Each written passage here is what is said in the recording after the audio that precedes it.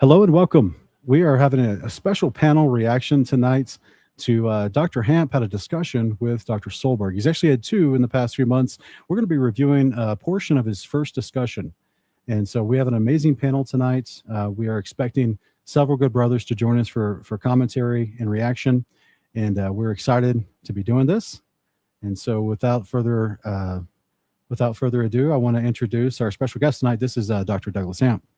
Hello, sir. Welcome. Oh, can't hear you. Check out your mic.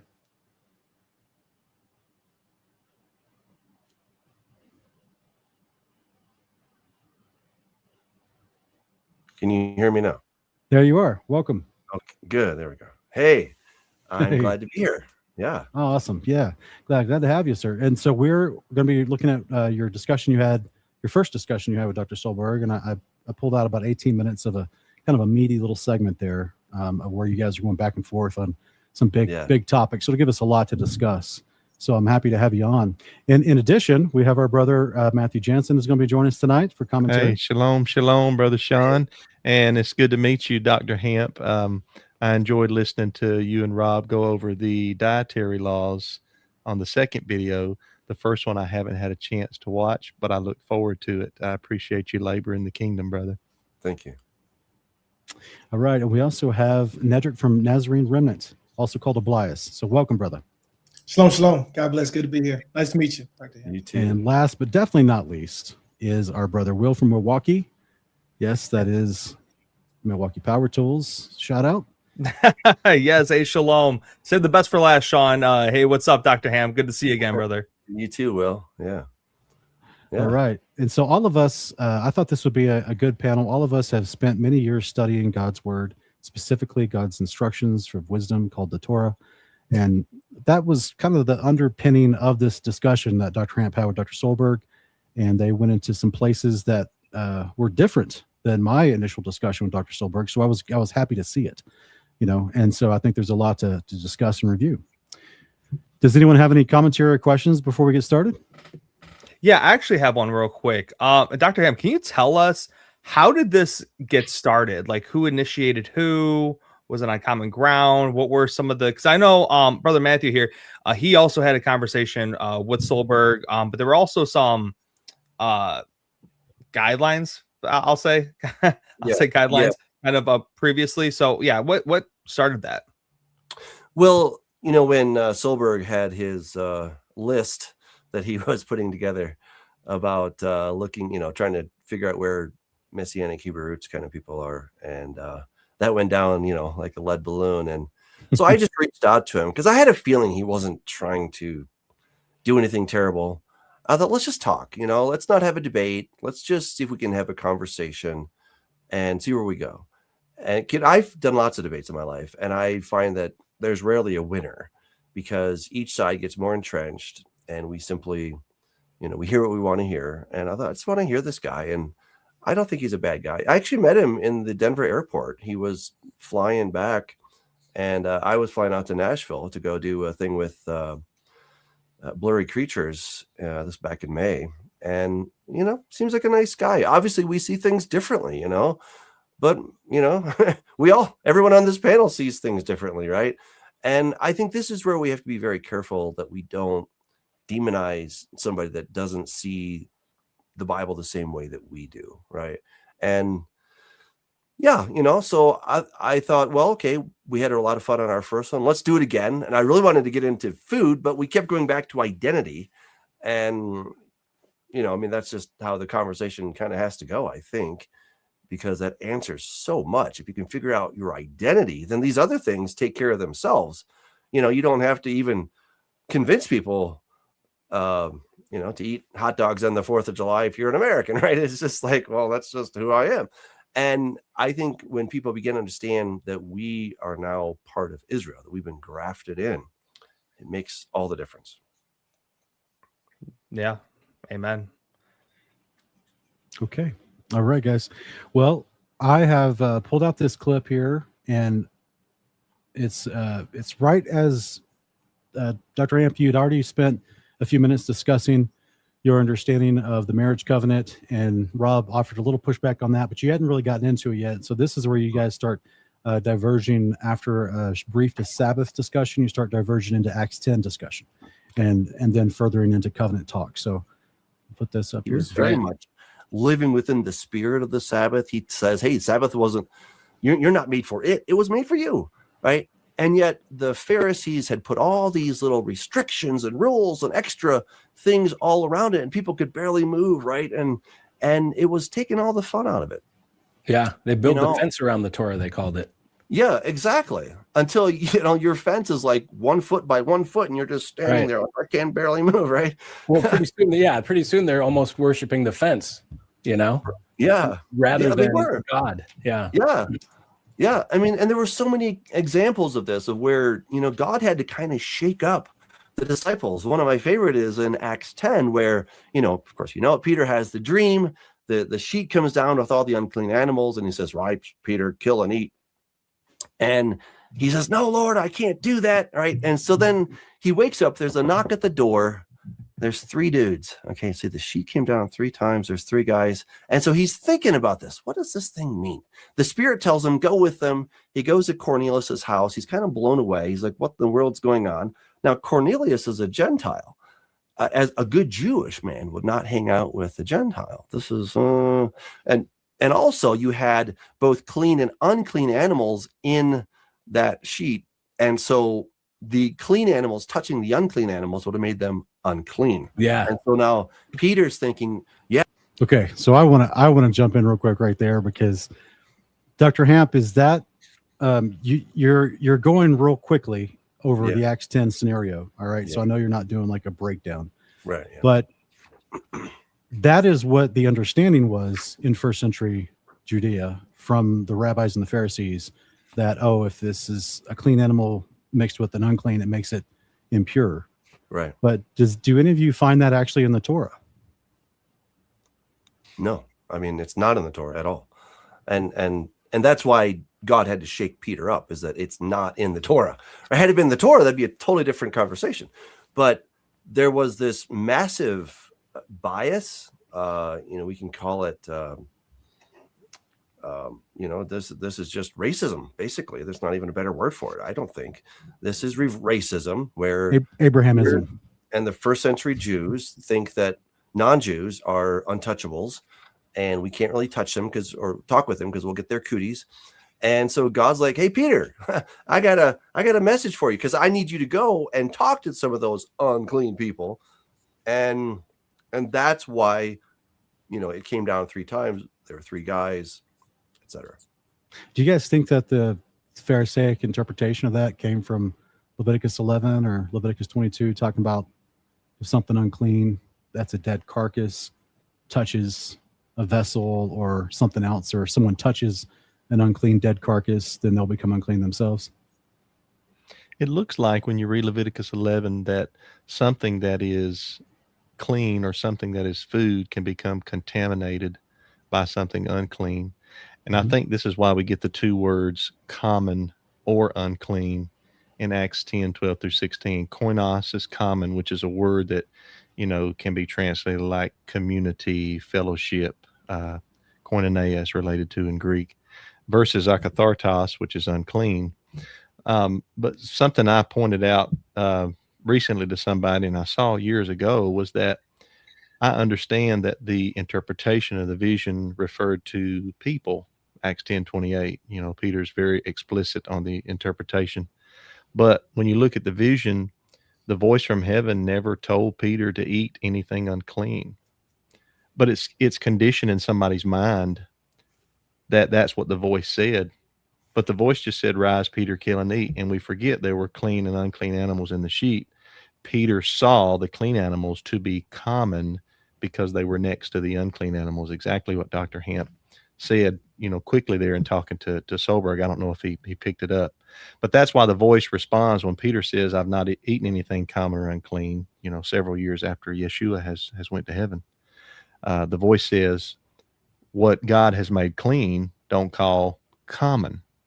Not, I've turned the unclean to clean. The voice didn't say that. He said, but what I have made clean, don't call koinos, don't call common. And so Cornelius was a commoner. He wasn't a heathen, but he was a member of the Italian band. You know, he was an uncircumcised member of the nations, but he paid his alms. He prayed to God often. We know that he had to be righteous because if you turn your ear from hearing the law, your prayers are an abomination. Proverbs 28:9. That wasn't Cornelius. Cornelius didn't turn his ear from hearing the law. Mm-hmm. He was probably a Sabbath keeper as a God-fearer. And he probably observed many of the laws in Judaism, but he wasn't physically circumcised. So, you know, they loved him at best. They had to love him at arm's length. They couldn't get too close to him. He's a commoner, Mm-hmm. you know. Well, it calls him devout, right? In the first He few was verses, devout. Yes. calls him devout. Same word used of Ananias, you know, the one that baptized Shaul. So. What's kind of funny and ironic to me is that Cornelius is portrayed with kind of more esteem than Peter in this particular chapter. Like Peter is having to get the life lesson taught to him from Cornelius, who gets the angelic vision and interaction, and like tells him, okay, now you're going to go see Peter. And even though Cornelius is being brought to Peter so he can learn about Christ, it's still Peter's being taught this incredible discipleship lesson as a result of this, you know, to get away from this oral Torah, if you will, this kind of Pharisaic tradition of, oh, we can't associate with commoners. It's you can't eat with them. You know, like it says that Peter says, you know, it's unlawful for me to eat, you know, with the commoner or with the Gentile. But that's not Torah either. Right. And as you said, Dr. Hamp, that's not actual Torah. And I think as you were saying, the perception that Peter's wrong perception, as you're repeating that in this moment in the video, Dr. Hamp or Dr. Solberg's just shaking his head, because it seems to be this is what so many people who haven't studied this. They do take the oral Torah as the truth, and they don't know the cultural understanding there. Yeah, 100%. And I think it's such a shame that people think that what the Pharisees were promoting, which a lot of it was oral Torah, is Old Testament. And I think that's where our Christian brothers could really learn a whole lot more, is that no, Jesus was against the traditions. And he wasn't wholesale against the oral Torah, but where the oral Torah smacked into the actual Torah, then yes. Right. You know, when they crashed, then that was a real problem. Yeah. And, you know, this whole thing with Peter is that Paul had to call him on the carpet later, right? You know, so there they are in Galatians 2. It says, when Cephas came to Antioch, I opposed him to his face because he stood condemned. For he regularly ate with the Gentiles before certain men came from James. However, when they came, he withdrew and separated himself because he feared those from the circumcision party, right? I mean, it's, you know, I mean, hey, God bless Peter. I get it, right? We all have our issues. And this was an issue that Peter just didn't understand it, even though he had that radical dream, vision, whatever. And God's like, hey, don't call common or unclean what I've called clean, and don't call any man common or unclean. Like, he got it then, but then he fell back into his old ways, and then Paul had to call him out on that. Tradition dies hard, brothers. Tradition dies hard. I've had people get more upset at me for preaching against traditions of men than they get upset with me for preaching against sin. So tradition dies hard. Mm-hmm. Fun fact about that Galatians 2 passage, it's actually the only place in the Bible where if you go into Greek, the word Judaizer is actually used, and it's used to refer to Peter when he listened to those from the party of the circumcision tell him not to eat with the Gentiles. So fun fact, they use that word Judaizer a lot. It's only mentioned one time in the text, in the Greek at least. And it's used in that passage to refer to Peter when he's telling them. That's interesting. Yeah, and if I'm not mistaken, that particular oral Torah is in the Mishnah under the term set table, to where they believe they taught that if you went and ate with a Gentile, even though if they were a convert, you could still become unclean because you don't know if they, you know, before they showed up to the dinner, if they were at the idol's temple, you know. So like they just assumed the worst of these Gentiles and just were like, if you're going to interact with them, you're going to get some cooties on you because they just probably came from the idol's temple. Don't even have a meal with them, you know, which is just absolutely against the spirit of the gospel. Yeah. Yeah. The 18 degrees say even a Gentile's home is unclean. So if you just go into a Gentile's home, you're already unclean. I got to do stuff for you. Right. Yeah. And that's something I don't see in Leviticus or Deuteronomy 14 or none of this stuff when it talks about becoming unclean because you come in contact with something that Right. is an unclean animal or an unclean thing, or, you know, someone that says seminal emission or something like that. It's not, those are natural occurrences in life. Something dies and therefore it's a carcass. Your family dies and you have to bury him, and these are not things that you're not just born unclean. It's like a Judaic version of Calvinism. Someone's just born unclean. Yeah. That's unclean. Instead of totally depraved, they're totally unclean. Well, there was even teachings in the first century that the Gentiles were created to be just created for the fires of hell. I mean, that was one of the terrible teachings, and look, I will defend the Jews and the rabbis a lot. Okay. But they did have some bad teachings, clearly. And that's what God is trying to get Peter over, and I think it just, I think it really impresses upon us how quickly we can have right theologies and then we can have some wrong actions, and some of our theology can be right and some of it can be pretty wrong. Right. And this is where Peter had been walking with the Lord for the whole ministry. He'd seen the miracles. He'd experienced all this stuff. But the moment Jesus said, okay, now I want you to go to non-Jews, Peter's like, what? Are you kidding? Like, I know you came for the Jewish people, but what are you talking about? Right. And it just did not register, even though, Jesus said to do it, but it did not register, go into all the nations and make disciples. Yeah, that's what I was going to say. Yeah. Right. And they're like, I think you just said go to all the Jews and make. Like, no, I mean all the nations, guys. Jews and all the nations. Yeah. There's a guy debated one time, and it's many years ago, and he was trying to make that claim that, like in Second Peter, it says at the beginning of the intro that Peter's writing to those in the dispersion, and he's just only going. He even tried to claim that the Book of Romans was written to scattered northern tribe people, and like it's just the Jews in Rome, because he uses Acts 2 where it says even people from Rome came back for Pentecost. So it's kind of a very slanted view of evangelism to the nations from the Matthew 28 commission. Yeah. Dr. Hamp hit it on the head at the beginning when he mentioned racism. It was prejudice. I got halfway through an expository sermon series in the book of Galatians until I realized that the whole book of Galatians is about prejudice. It was about Jewish people thinking that Gentiles were either not equal to them or could not even have salvation simply due to them not being a Jew.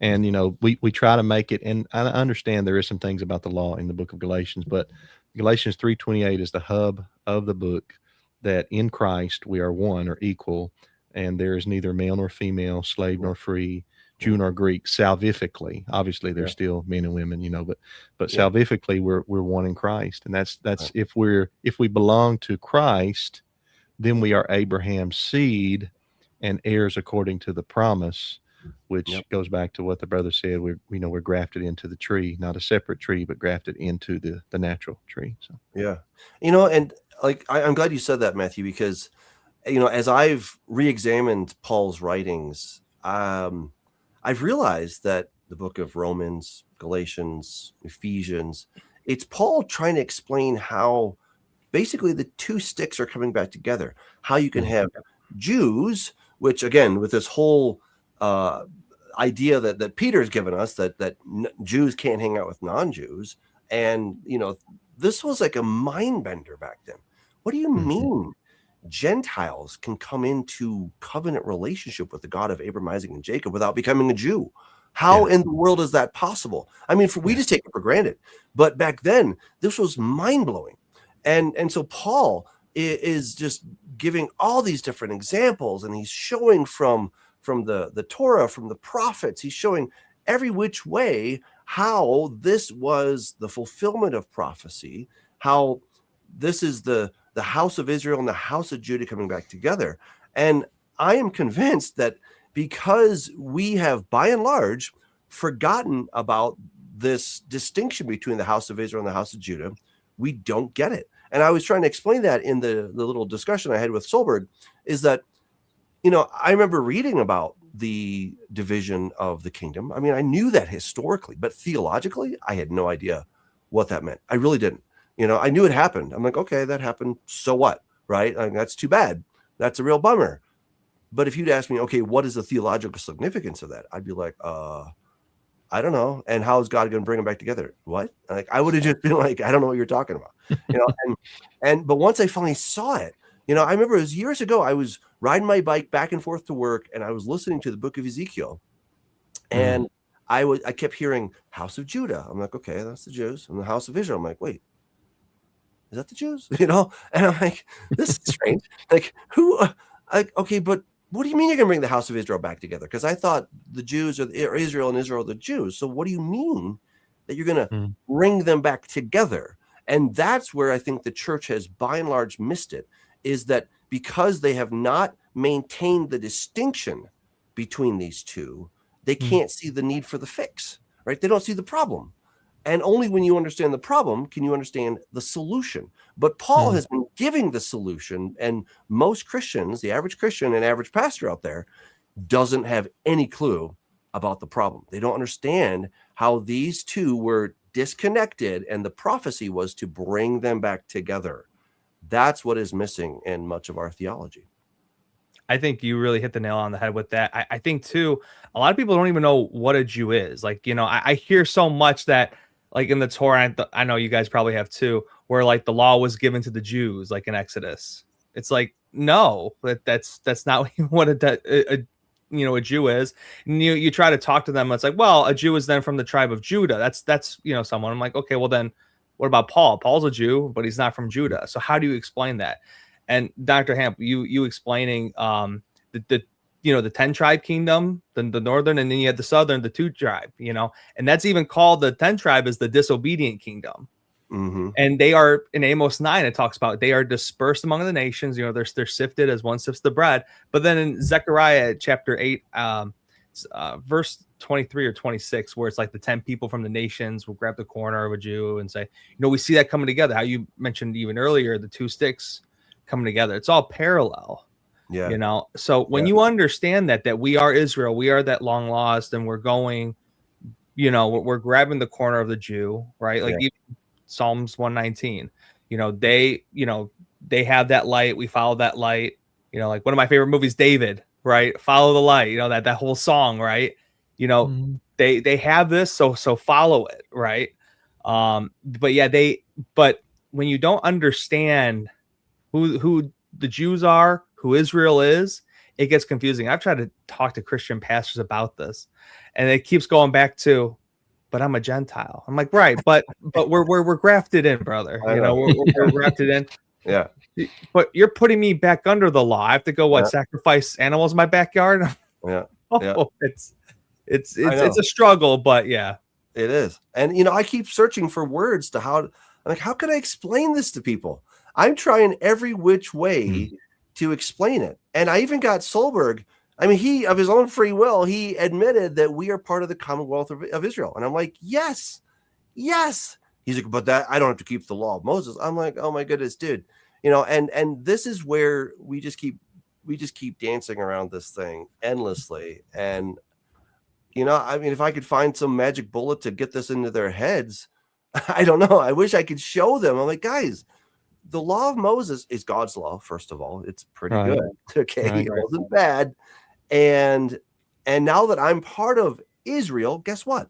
Then I need to do things that God told Israel to do. Right. I mean, it just makes so much sense. But we've had, almost roughly 2,000 years of conditioning of the whole Marcionistic interpretation and twisting of Paul, that it's really hard to untwist him.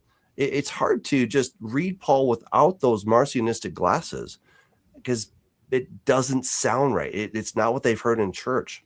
I can't tell you how many sermons, that Marcion would be very proud of concerning the Apostle Paul that I have heard in my life. When I first really started digging into Marcion, I'm like, oh my gosh, I've heard this guy. I've heard this in probably 20 to 30 sermons at least. I mean, I'm probably being very conservative. I've probably heard 100 sermons that are using the same thing. The law was nailed to the cross, and we're now free. We're not under the law.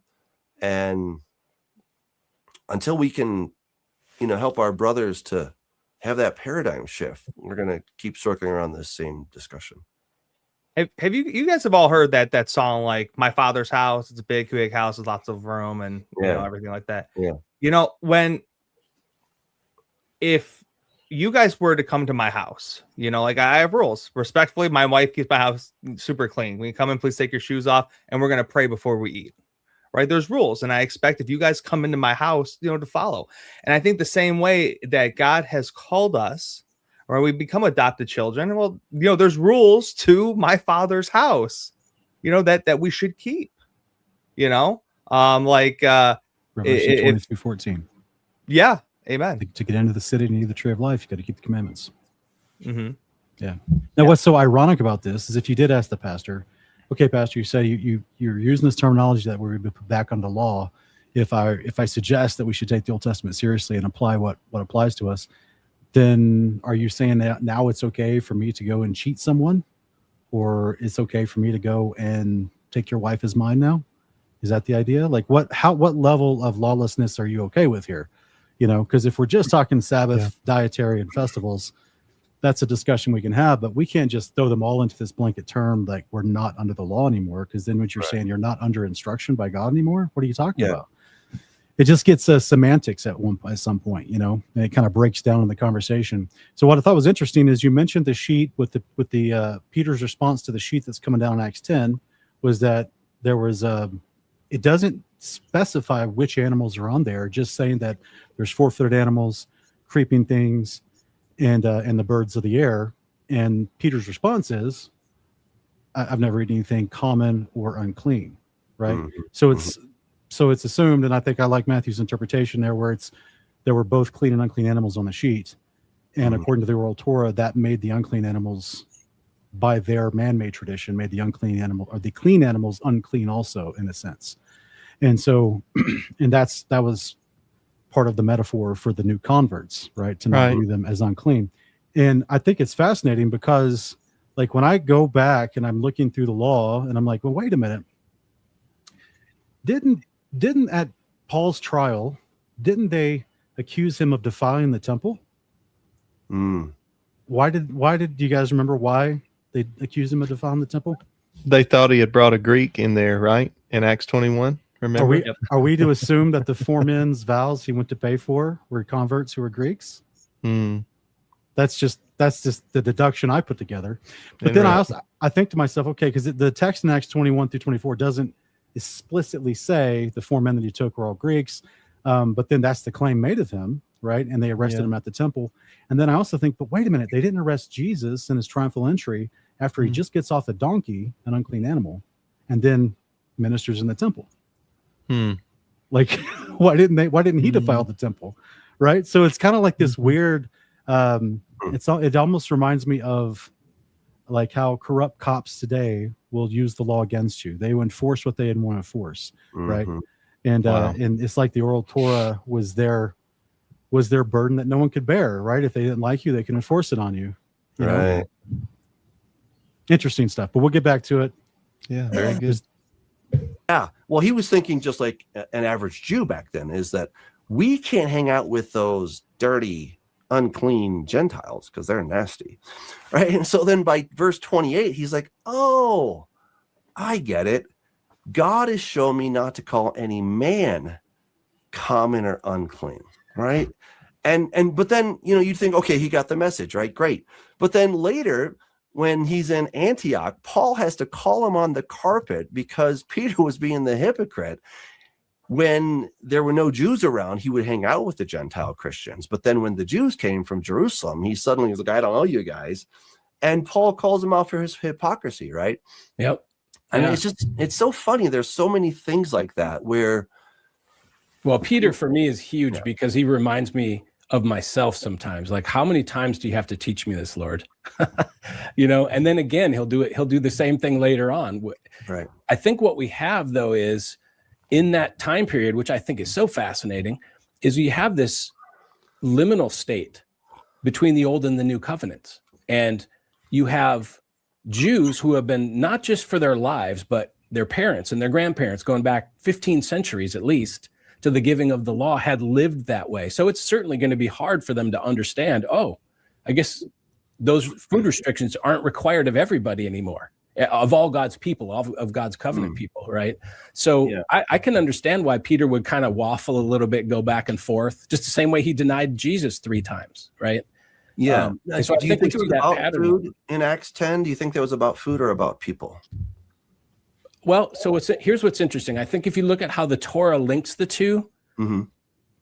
I think it was about both. In other words, I think Jesus used the fact that food is now clean to teach Peter that he can now interact with the Gentiles, because the Torah doesn't prohibit Jews from hanging out with Gentiles. There's no such law. True. Yes. What happens, though, is those food restrictions, the Torah's dietary restrictions, effectively created a social barrier. Because if you wanted to be a good, faithful Jew, you wouldn't go to a Gentile house to eat, because who knows what they're going to serve you. Even if they say, I'm going to serve you a salad, right? Totally kosher salad. You don't know what the plates have touched.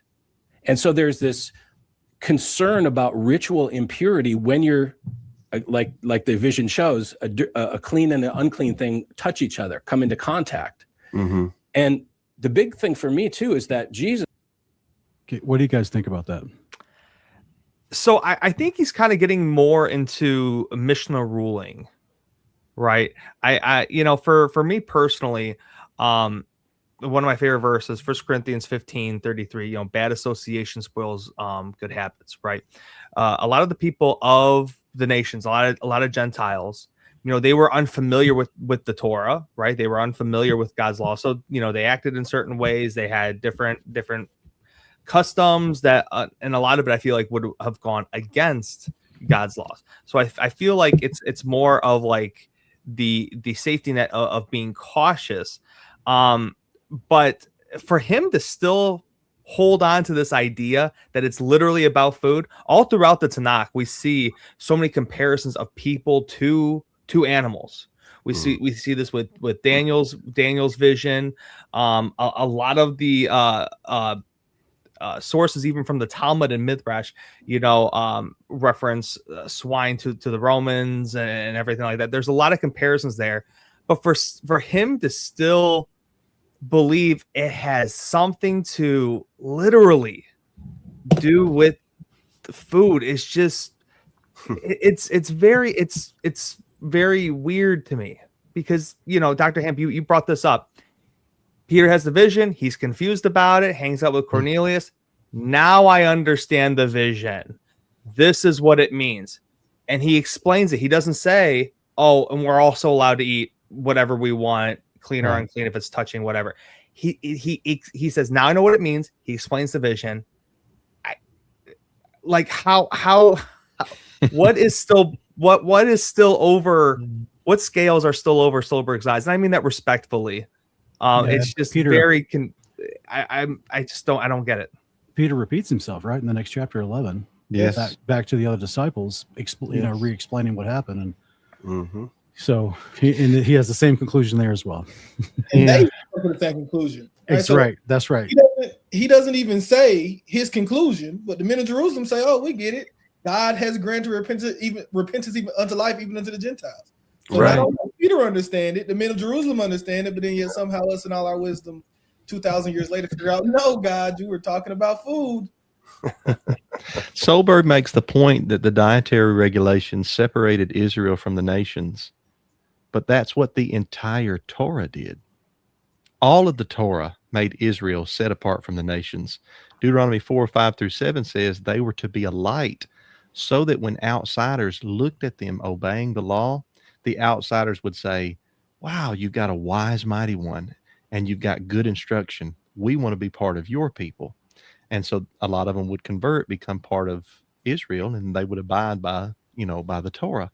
But it's just odd to me that he would say, well, diet would put this barrier between Israel and the nations, but the entire Torah did, the entire law. I mean, the outsiders were heathen peoples doing all kind of heathen practices. What is it? Leviticus 18 at the end, the chapter is dedicated to prohibitions against sexual immorality.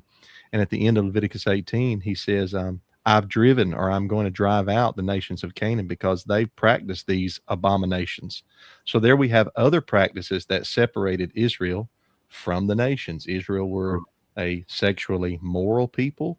The Canaanites were a sexually immoral people. So you don't take the Torah away and say, all right, now there's no more barrier. No, what you do is you obey and you shine that light, city set on a hill, like Yeshua says in Matthew 5, hoping that people from the outside will come to the inside. And see your good works and yeah. glorify God in heaven. Yeah. And that's what Acts 15 is all about. You know, it has to do with idolatry, right? So the 4 prohibitions for a new convert. Like I hear people say, "Oh, that's the only thing that they have to do." Is stay away from idolatry, from things strangled, from blood, and from porneia, from prostitution or temple prostitution, as it were. Sometimes translated sexual morality, but it's saying, look, you're now coming to a relationship with the God of Abraham, Isaac, and Jacob. You clearly can't be going to the pagan temple anymore, okay? Mm-hmm. And the things that are mentioned in Acts 15 are specifically things that were happening in a pagan temple. Obviously, idolatry, the strangling of animals and the drinking of blood, that was related to idolatry. And then you had temple prostitution. That's why God got so upset with the children of Israel in their little escapade with the Moabites and the women, is because they were worshiping the god Baal Peor. And God's like, like I have a lot of grace, but this is where I draw the line, because you and I are supposed to be a thing, right? And we're supposed to be true to each other and faithful. Right. And you're off on having this fling with somebody else. That's a bridge too far. And so I've even had people tell me, this is years ago, I was at Calvary Chapel, Costa Mesa, and in California, and I had been reading about blood pudding, and I'm like, how disgusting is that, And I'm like, and as Christians, we shouldn't be doing that, right? Because we're not supposed to drink blood. And this pastor, he turns around, he looks at me, he was mad, he was red. He's like, that was a transitional period, and we are allowed to do anything because we have freedom in Christ. And I'm just like, whoa, I thought he was going to hit me or something, because he was so adamant that we have freedom in Christ. And that was a transitional period, the book of Acts, and we don't have to do any of that stuff. And I'm like, but this is a book of Acts. I'm like, dude, this is the book of Acts. Like, this is the apostles telling us not to do these things. It's not even Old Testament. It's specifically the apostles telling us, but even that didn't count because it's a transitional period. And you heard Solberg say it's a liminal period, so it's a transitional period is what he's saying. And so because it's a transitional period, the book of Acts doesn't really apply to us for the most part, right? We're kind of we're saying goodbye to old covenant. We're kind of entering into this new covenant, which, if people are honest, what they really mean is we're just getting into the Marcionistic understanding of how all this comes together. And, that is where and Marcion believed the Old Testament God was different, and Jesus had to save us from him. Yep. And that was that the two covenants were not anything alike. And this is while I don't agree with everything Irenaeus says, this is something he was, in my opinion, he was correct on refuting. Yeah. That he said that anyone who believes that doesn't know the truth, and they don't know the scriptures. Right. Yeah. I mean, Marcion was rabidly anti-Jewish, anti-Sabbath, anti-Torah. He said the God of the Old Testament was this demiurge God who foisted the Jews and the law at the backs of the Jews. And Jesus came to save us from all that stuff. And that's the basic message that evangelicalism and much of Western Christianity, for a large part, has basically been preaching. And it's really a shame, because clearly that's not what, that's not wrong. That's not correct. And, then we have some people within the Hebrew roots Torah keeping community that they start throwing Paul under the bus and like, oh, he's fake. I debated a guy back in 2020, this guy named Laverne, and he was all against Paul, and he couldn't understand how I could actually be a Torah keeper and still like Paul. I'm like, because Paul's been misunderstood. Yeah. I feel bad for Paul. I think Paul was probably spinning in his grave every other day. He's just like, oh my gosh, I didn't say that. But because we've accepted the Marcionistic interpretation of Paul, there's these two guys that met around the 5th century AD. At the Tigris River. One was named Barabbas, the other one was named Joseph. And one is asking the other, he's like, are you a Christian or a Jew? And he's like, I'm a Christian and a Jew. And the guy's like, wait, how can you be both? That's impossible. And then the other guy's like, well, no, I'm Jewish. Okay, I was born Jewish, and I believe in Messiah. And he's like, oh, I get it. Because what was happening is the term Christian had been usurped by the Marcionites. And when they said Christian, they really meant I'm a Marcionite. It'd be like if the Mormons had basically stolen the term, and then that's what a Christian is basically a Mormon. And that's what was happening back then. And so this doctrine of Marcion has basically infiltrated the church. Many well-meaning Christians who love Jesus and all that stuff, but they have a version of Paul and the New Testament that is very much in the spirit of Marcion. And that's what's hard, because this is a real paradigm shift for people. They've got their glasses on, Marcion glasses, and until we can pry those off their face, they're not going to see what we're talking about. We can keep pointing to the text and say, it's right here. Peter says, don't call any man common or unclean. And they're like, yeah, that's about food. You're like, no. Peter just said, God just showed me not to call any man common or unclean. Yeah, that's talking about food. I'm like, oh my goodness, dude. No. Peter even quotes Leviticus 19 and says we're to be holy as God is holy. Yeah. Like he's still teaching the Old Testament, even in his letters. Paul is like, it's so funny that they think that, there's these like transitionary commandments that were given in Acts 15 until the temple was destroyed, and then the law fully went away somehow.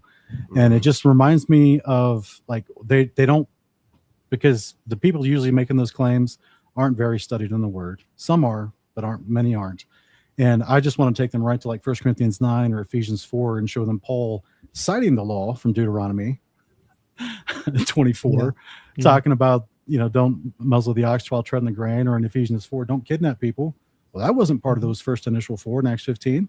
What's going on here? Is he a heretic now that's teaching, do you put you back under the law? No, he's talking to the Corinthians in Macedonia and the Ephesians in Ephesus, with ancient Anatolia.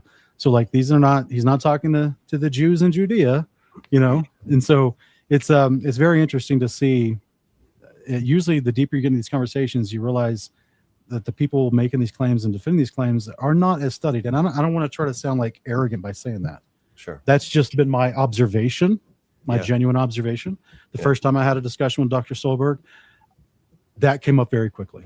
I took him right to Exodus, and he was completely unaware with what I was talking about. He had no clue what I was talking about, and I'm like, here it is, right in the text. Let's put it on screen together and read it together.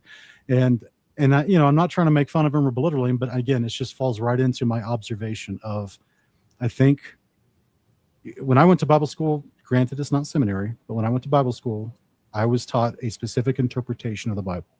Right. We did not go line by line through the Bible.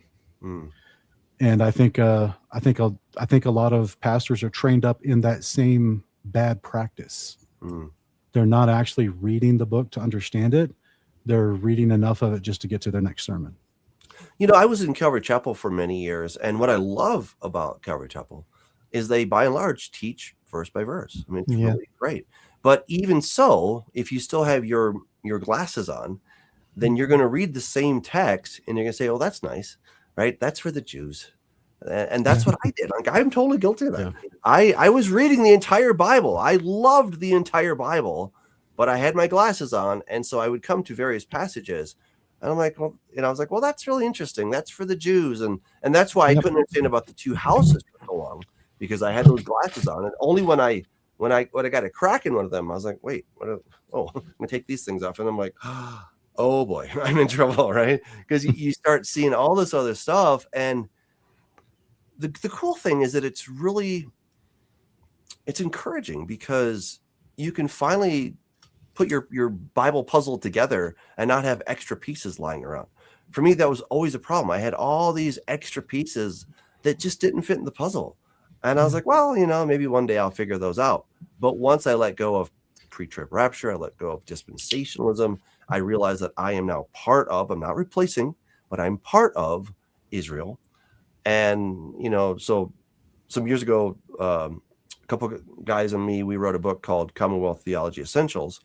and I've written recently God's Divorce, which is a much more user-friendly version of that. And it's a very simple story. You know, it's the gospel. It's the same two main players throughout the entire book. It's God and Israel. God and Israel get married. God and Israel get divorced. Israel can't come back because that breaks the law. So the husband dies to bring her back.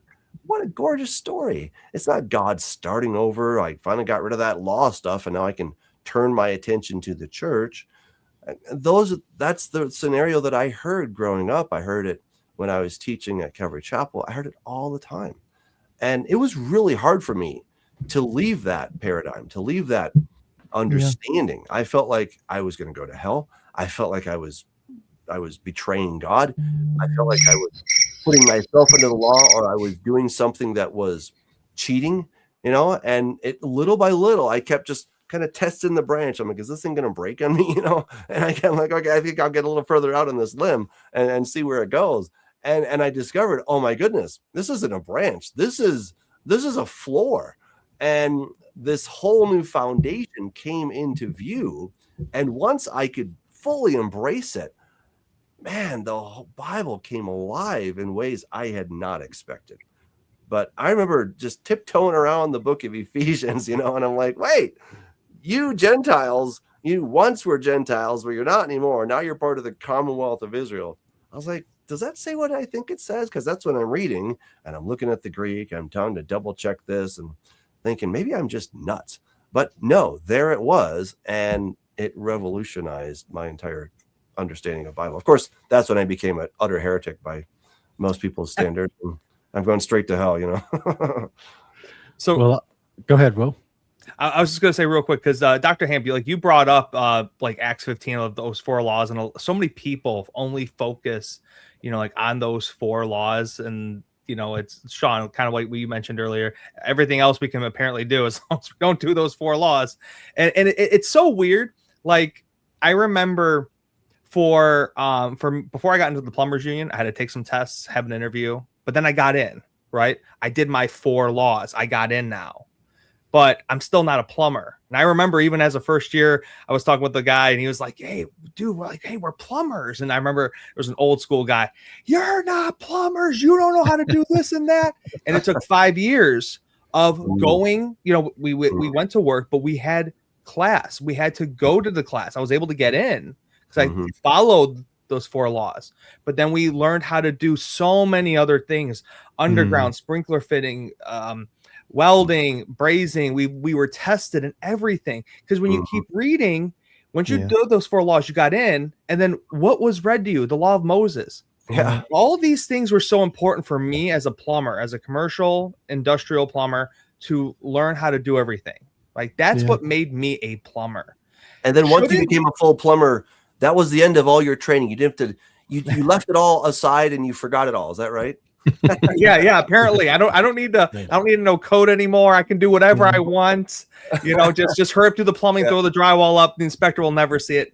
But Christ no, is the end of the law, man, right there. See, right? But you know, you're read the law of Moses, right? Why would the law of Moses be read to all these people if it meant nothing?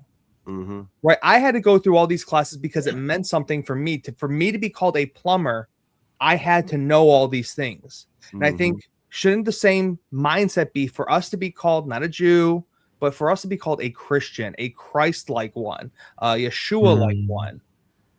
We listen, we graduate, and we maintain those teachings and take it with us. Yes. But for some reason, there's a disconnect between that. Massive. Yeah.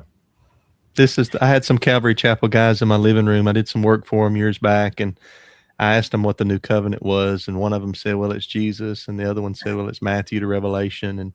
And again, not knocking them, and they understood what they did, and they're good Christian people, you know, in the modern sense of the word. But we went to Jeremiah 31 and read the biblical definition of the new covenant, and I remember their eyes got, you know, big like Aggie marbles. You know, they just never heard that before. Right. Even though they do, Dr. Hamp's right. They go verse by verse. They do expository teaching at Calvary Chapel. It's interesting that so many times in my career of pumping septic tanks, I meet all kind of different people. I've done it for almost 30 years, and usually the question will be, what are those strings hanging on your shirt? And they're referring to the tassels that I wear, on the four corners. And I explained to them this, and then, well, do you go to church on Sunday? No, I don't go to church on Sunday. Well, you only eat certain things. Yeah, I only eat certain things. And then they'll say, well, what religion are you? And I'll always say, well, I'm a Christian. I have no problem with the word Christian. And they'll say, I've never met a Christian like you. Going back to that story that Dr. Hamp told about the two guys, where the one guy said you can't be Jewish and Christian. When what Will said, the word Christian, Christianos, means a follower, a disciple of Christ. Mm-hmm. Every disciple, when he's fully trained, is supposed to be like his teacher, Luke 6:40. Mm-hmm. So it's just odd to me that they would look at us and say, you don't look like Christians, when the reality is we do. We're trying to follow Yeshua, not just in taking care of the widows and the orphans and, being kind to people. We do those things. Those are all part of discipleship too. But also we go further, with Shabbat or kosher laws or tzitzit. We're being like Yeshua. Yeshua, if he walked around today, he wouldn't be in a 3-piece suit, going to, the local Methodist church down the street. I mean, But would he be on TikTok? He wouldn't be Joel he's a Osteen? Jewish man. Would he be on TikTok? Yeah. I don't know. I don't know if he'd use TikTok or not. You see Peter uploading his videos to TikTok. Yeah. No, I think Matthew, I think I've joked about this with you before, but your experience in pumping septic tanks is no better evangelist training than that, because you are literally on TikTok pumping that human excrement as you try to evangelize. I would never do that. I hate anything with black water. Oh man. So yeah, you're more of a man than me, brother You Matthew. are specifically trained to get on the online apologetics. But guys, I'm going to jump back to this video. And yeah, obviously, if the law is done away with, hide your kids, hide your wife, because they've taken everybody out here. Like, it's going to get crazy. There's no rules. It's all fair game. But that's not what we see the apostles saying throughout the rest of the New Testament, How do I want to say this? If the old covenant food restrictions were still in effect when Peter had that vision, we then have a vision where Jesus is commanding Peter to sin. And I don't imagine any scenario in which vision or right in front of your face that Jesus would ever command anyone to commit a sin. And Matthew, that's why I was having that conversation with you last week. See, that's why it's so important to understand that the animals on the sheet. Yeah, this is the thing. The voice never told Peter, rise up, kill, and eat the unclean. That's not what the voice said. That's right. It just said, rise, kill, and eat. Peter, he's looking at all the animals. So he immediately thinks, well, the voice is telling me eat the unclean, and maybe the clean was there beside the unclean. I've never eaten anything common or unclean. The voice responds, what God has made clean, call not koinos, not akathartos. The voice doesn't use akathartos. Call not koinos. So the voice is telling Peter in the vision, we know what the meaning is, but in the vision, rise up and eat the clean animals beside the unclean animals. Peter mistakenly thinks he's telling them to eat all of them, but then, he's perplexed. Remember, the modern Christian interpretation, they say, oh, it's so easy to see. We read it. We got it. Easy. We can go eat the BLT now. Yeah. But Peter was perplexed. He was deeply perplexed. Some Bibles say, what in the world does this mean? Because Peter knew that the Lord, whether it was Yahweh or Yeshua speaking to him from heaven, he knew the Lord wouldn't tell him to do something different than the Lord exampled when he lived on the earth. Jesus never ate unclean. So eventually Peter got it. And, like Dr. Hamp tried to tell Dr. Solberg, he didn't say, God showed me not to call any person common or unclean, and that we can now violate the previous dietary law. That was never in Acts 10. As Brother Oblias said, it was also not in Acts 11. It's not difficult, but traditions have made it difficult. Christian traditions have made it difficult. Yeah, I've always wondered why, like, if the animals on the sheet were just all unclean, it seems like you would have a completely different experience versus, okay, so this is just a personal vision of Peter, right? By himself. Okay. that he has to explain to people later. That seems to be the opposite of the Mount Sinai experience, where there's millions of people witnessing Moses receive the instructions from Yahweh. They see Acts 24:10, the God of Israel on the firmament piece. They see the feet of the God of Israel. Like they see the angels there. They go up and have, the Shavuot meal with him on the mountainside. Like there's all these witnesses to this event where the covenant instructions are given out. But yet suddenly all that goes away with one guy's personal vision. Well, this is setting a precedent for Muhammad to come along. Like this is a horrible way to create new doctrine. You know what I mean? But that nobody ever really takes into account. Hey, wait a minute. One guy can't have a vision and then suddenly rewrite all the law. Like that's not how the law was established. That's not how it works. I'm sorry. Smith, you have no argument against anyone if that's your standard. If the standard is one guy can go have a vision and change everything, then anything can mean anything. We have no clue of truth. A guy named Joseph Smith did that exactly, right?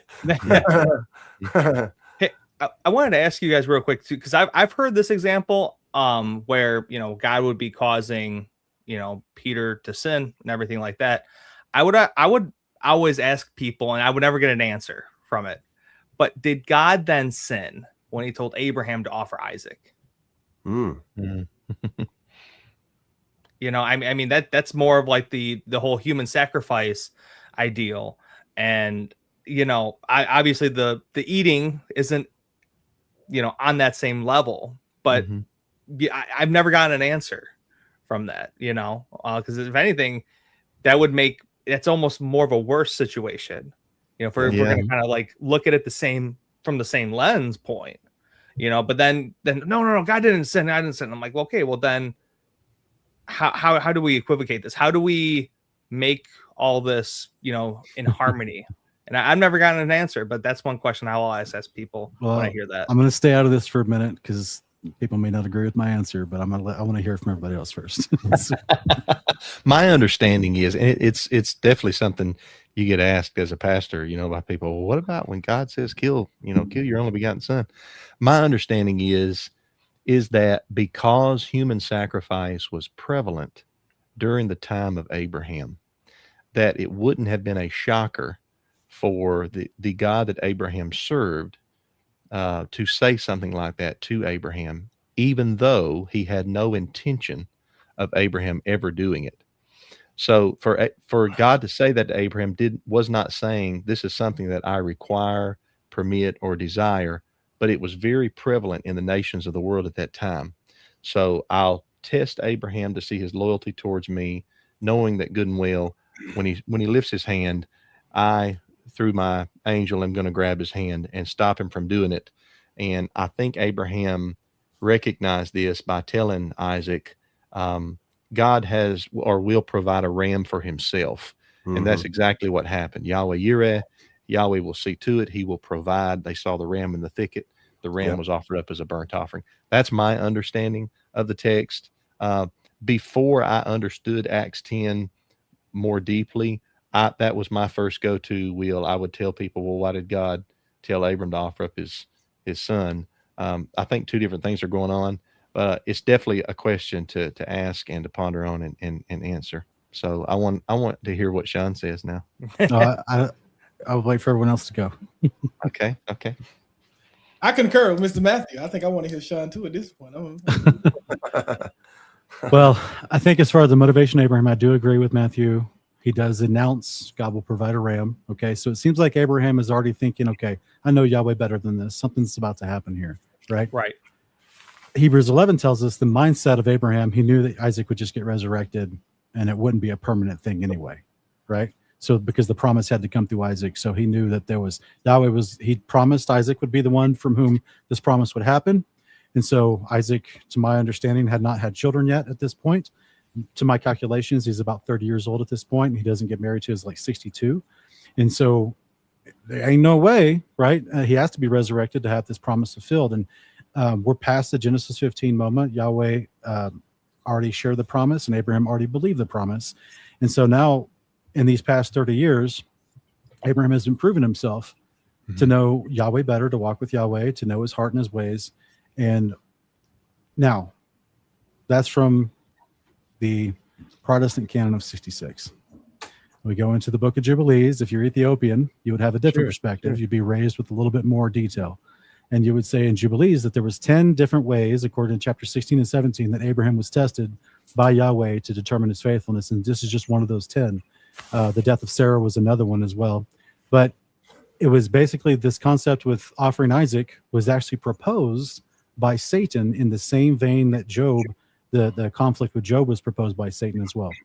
And so Yahweh is actually allowing this concept to be in. So according to the book of Jubilees, there is an angel there, like Matthew said, that the one that shouts from heaven to stop him, as well as Satan is there watching.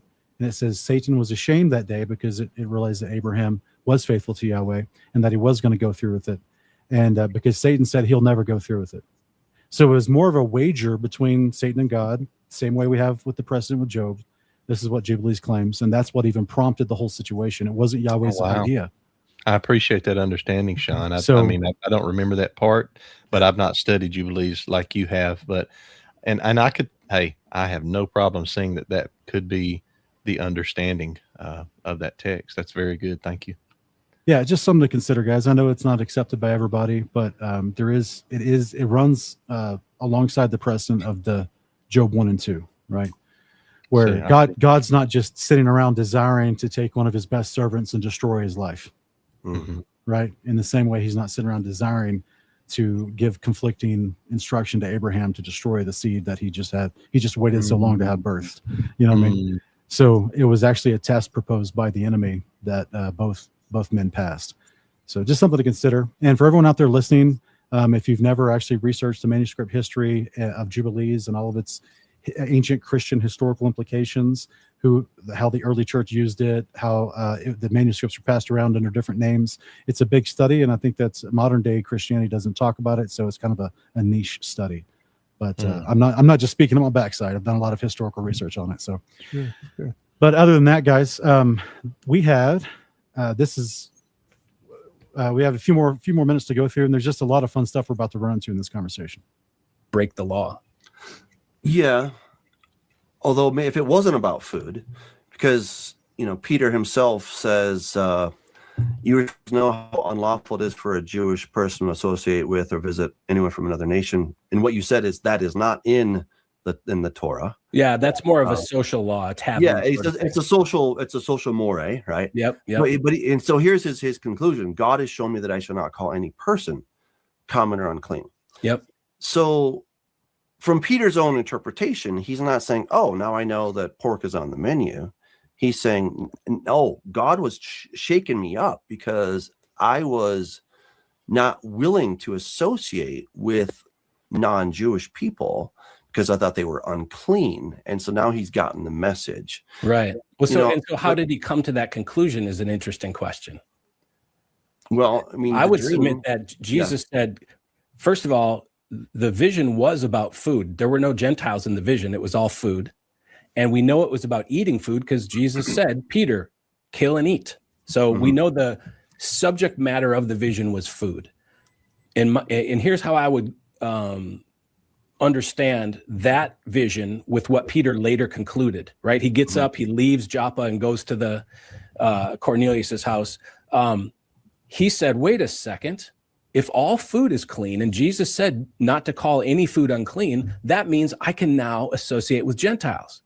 So to me, that's the logical step that Peter took there, which matches what the Torah teaches. And it also matches what the rest of the New Testament teaches about food. But suddenly Peter's going to go against what the Torah teaches, Right. in regards to the food. Yeah. So this is just a comment real quick. I'm sorry, Sean. I know you want to get through this video. This is so weird to me. So Daniel, when we see the bear coming out of the ocean, we see the leopard with 4 heads. It's not about nations. It's not about rulers. It's not about kingdoms. It's about a literal leopard with 4 heads and wings. It's going to come out of the ocean, and we just need to stare at the ocean until we observe this to happen. I mean, how silly. Nobody reads Revelation and literally is going to be like, oh, yeah, there's going to be a red dragon that comes out of the sky, and there's going to be this giant beast that comes out of the earth, and everyone's going to worship this Leviathan, literal Leviathan sea monster. and there's a literal woman in the sky, and she's going to give birth in space. I mean, this is silly. This is I just. wish, Jesus called us sheep, so I wish I could get sheared once a year and lose 20 pounds once a year. I mean, come on. This is so silly, and this bothers me because this is.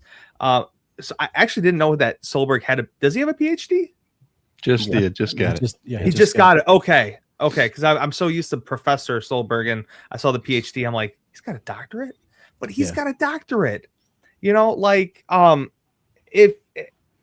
I had Brother Matthew come to pump out my septic tank and he had like no idea what to do, and he's on his phone watching YouTube videos, I would just be like, brother, what? I thought you knew what you were doing. Right, like I will. Just a few more minutes. I will. I'm getting to the good part. No, I would honestly, like, respectfully, Matthew, I love you. I would lose respect for you as someone who claims to pump it out. Or like, look, I'm a plumber, and if your guys are asking me code, well, I don't know, YouTube it. Like, you're gonna lose respect for me. And this is like, man, this is really hard for me. Like, I'm really struggling with this. Like, we're still saying this is literally about food. Well, and Dr. Hamp, when he says to you, well, Dr. Hamp, it says food, so it has to be about food. Come on, brother. At this point, if with that kind of logic, Dr. Solberg should be doing the Eucharist, thinking it's the real presence and body and blood of Christ. I think the conclusion is crazy too. The conclusion leads you to like a Nicolaitan place of, well, the Gentiles commit fornication, so I guess now commit fornication will be with the Gentiles. The Gentiles kill people, so now we should start unaliving people too, because we can be with the Gentiles. The argument that in order to be around Gentiles, you need to break the law is crazy. Again, what Peter makes about being around unlearned men is to bring the men to the light, not for you to become the darkness. That doesn't make any sense. Live such good lives among the heathens that they glorify God on the day you return, not live such heathenish lives around the heathens that all y'all become one heathenistic nation. It doesn't make any sense. What's the point? We could have I can just continue to live life I lived before I came to Christ. Why did I come to Christ? Why did I come to Yeshua if the idea is just for me to go be as heathenistic as possible with the heathens? I don't understand. That's right. Yeah, and my thing is, Christ resurrected and had 40 days before ascending back, and he spent that time visiting with his disciples and to 500 other people to prove that he had resurrected. Why didn't he announce all these changes then? Right. Like why wait 10 to 15 years to Acts chapter 10 to share this just with Peter and nobody else? Come on. None of this makes any sense to the precedent of how God speaks to his prophets previously. And it's the underlying, again, I go back to Marcion, that this Marcionistic spirit that people have, that God's laws were bad and now we're free from them. I mean, that is such an affront to God. It really, it pits God against himself. It's the Old Testament versus the New Testament. It's that Jewish God versus the Christian God. This is all the subtext that people don't really want to say out loud because it's not really pretty. But that is what they're saying. If you really press them, they're going to say that the God of the Old Testament kind of had, well, he was much more corporate. He was definitely into HR, and we got to do things by the book. And, if you want to be my people, you got to do these things. But then New Testament, he's wearing, flip-flops and Birkenstocks, and he's a real hippie. And now it's just all love, love, love. And it's like, no, it's the same God, guys. And they talk about, the law of Moses has been done away with. It's God's laws. It's Jesus. If Jesus is God, that's how I see it. If Jesus is God, then, well, those are Jesus' laws, right? Jesus was the one who communicated those commandments. Those, not just things that Moses came up with. I mean, my goodness. But that's what he kept going to. We don't have to keep the law of Moses. And I just could not get through to him that, hey, these are God's laws. They're not Moses' laws. These are God's. It's like the point I was making Colossians 2. When they bring the Colossians 2 argument, and they read it and say that the Messiah disarmed the rulers and authorities and triumphed over them. Oh, that was the law. Well, did he disarm and triumph over himself or his father? However you see it. What did he do? Disarm himself and disarm the father doesn't make any sense. It's crazy. Yeah. Yeah. Though, I mean, all food was always clean. It was but I think for me, the real question is, what is food? Okay. And Yes. I think Leviticus 11 defines pretty clearly what food is and what it isn't. I mean, for example, I don't think rat is food. Do you think rat is food? I'm not really sure. Not food for me. Why not? Right? Is it edible? Is it edible? He said, rise, kill, and eat. Yeah. Rise, kill, and eat. If you believe it, it's an imperative. It's not a suggestion. Yeah. So if you believe it, hey, put some works with your faith, brother.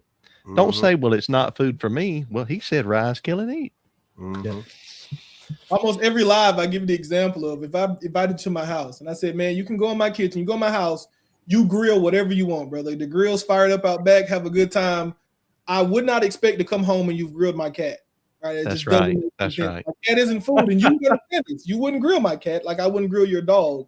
But somehow when it comes to the Bible, we can understand that food is not just anything that has life in it, doesn't equal food. That's right. That's a good example, brother. Yes.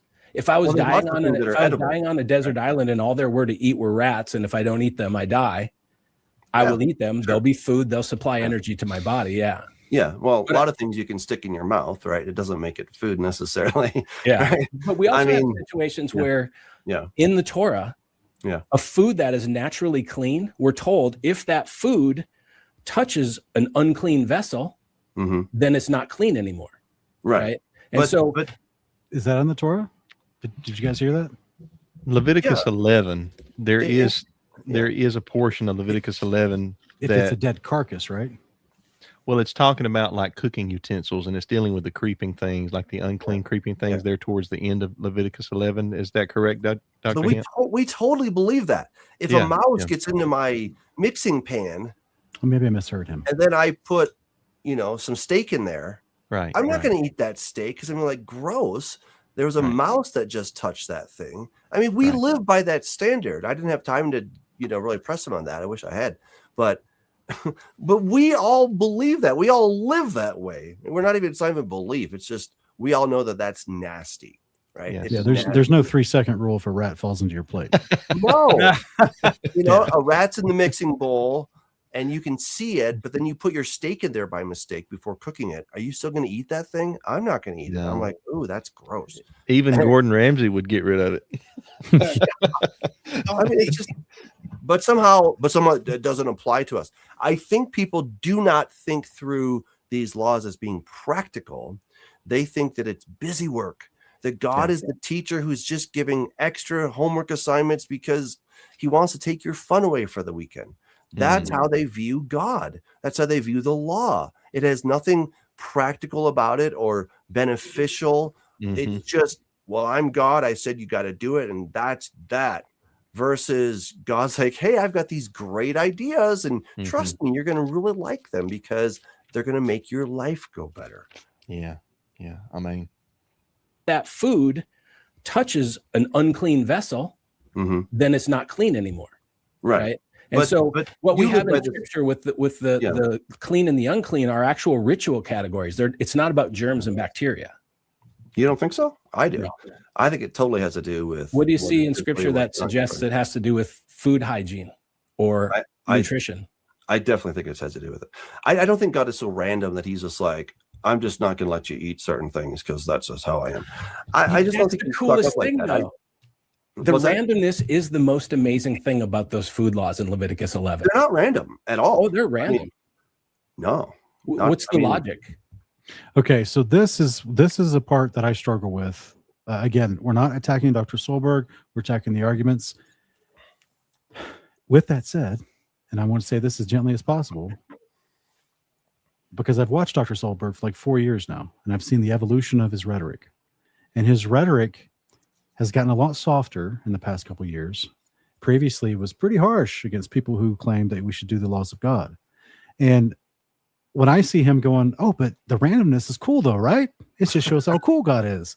And I'm just like, okay, this is a departure from his previous rhetoric in this type of vein of conversation. And I guess in some level, it's not as demonizing as it used to be. So I'm happy to see that, but it just doesn't seem to match that type of like cheerleading excitement about like, oh, look, God can be arbitrary because it makes him special. And we should be excited about that.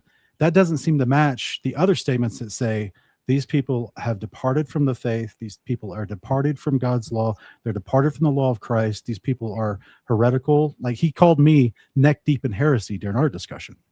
Right. So, and we were talking about the priesthood, the law, all these same things. It's just not in the same depth that you guys went into Acts chapter 10.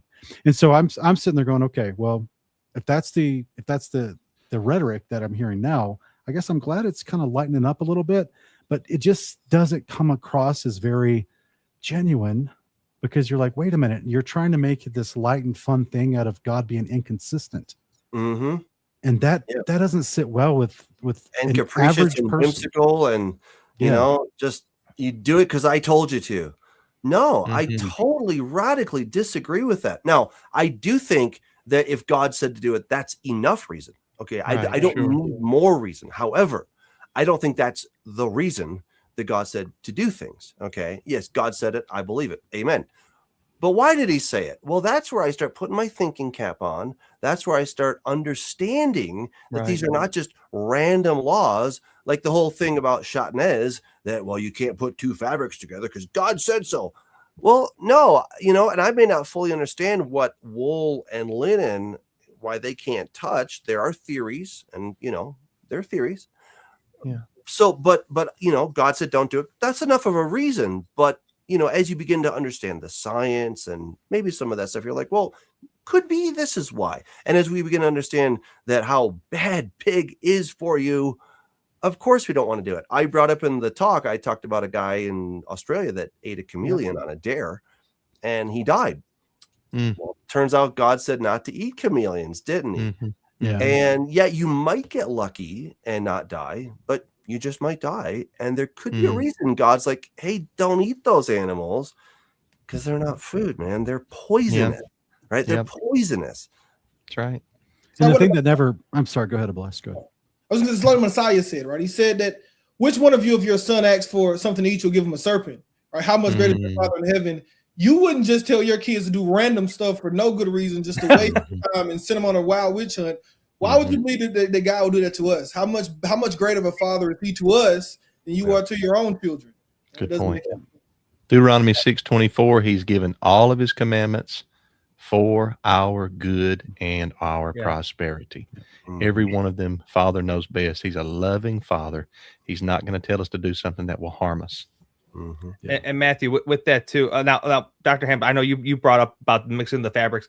I mean, I've read a bunch of articles, especially, you know, where we live now in, you know, 2026. I feel like science has really been our best friend to really prove God's word, right? The positive studies of people taking a rest, you know, a Sabbath rest can physically, mentally help our bodies. People live longer when they do that. Like Sean, when you're bringing up about the foods and everything like that, it has scientifically proven that these foods are better. Even the priest of washing the hands. I remember reading an article of, I think it was like the 1800s, like the doctors started washing their hands more because of what the Levitical priests were doing. Wow. Mixing the fabrics, you know, I've read a lot that it actually lowers your immune system. And and Matthew, thank you for bringing up that verse. For Solberg to say, oh, God, because he's bored. Is God the kid on the anthill where he's like, don't go over there because I said so, or I'm just going to zap you with the magnifying glass? Like, I feel like that people fall Christians. Solberg's a Christian, but he falls into this like atheist argument camp where they will bring that up where, hey, God's the mean kid with the magnifying glass with the anthill. Don't go there because I said so. Boom, fried. Right. Yep. No, there's a method to the madness, you know, that's commonly said. And it's to our benefit. It's to our benefit. He's a loving father. You know, my 5 and 4-year-old don't understand to not touch the stove, but I tell them don't touch the stove when it's on, stay out of the kitchen. Right. Because it's for their benefit. You know, even with Eve, you know, God said, don't eat it. Don't even touch it. Right. Just stay far away from it. There's a reason, because you can't eat it if you don't touch it. All these things are for our benefits, and for him to say, oh, God's bored. I'm paraphrasing, you know, God's bored. Yeah, it's a random instruction, you know, brushing it off. Like, dude, that's your holy book. I don't get it. Is he going to get bored and not resurrect you? So also, I think about another positive life lengthening instruction is not to condemn to death the righteous and innocent man. So yeah, on small levels, it's the wisdom of God that helps us out. On big levels, it's the life lengthening wisdom of God that we don't falsely convict somebody. Hey, have you guys ever studied in Genesis 21 when Abraham plants the tamarisk tree next to the altar? You guys ever studied the Not in particular. Yeah, so this is an amazing little nugget here about the tamarisk tree. Like not only does the resin it produces can be used according to the instructions for priests for altar worship, but also obviously the wood, but the leaves produce salt crystals on the leaves. And if you plant tamarisk trees in the desert or dry, hot climate, it actually filters the wind and reduces it's like an air conditioner. It reduces the heat by 10 to 15 degrees. Wow. So the wind will blow through the tamarisk tree and the little salt crystals on the leaves drops the temperature down. So I think about that, Will, when we're talking about mixing the wool and the linen, right? Because the priests had to have the linen vestures. And I think about what we see in Exodus 24. Yahweh doesn't want, people to be, he doesn't want bodily fluids on his altar or going up the steps of his altar. He doesn't want nakedness being exposed, anything like that. You can't have human blood spill out, right? If someone's got an open wound, they can't, so like, what if the idea was, okay, let's not put our priests in something that's going to cause them to profusely sweat while they're trying to minister on my altar.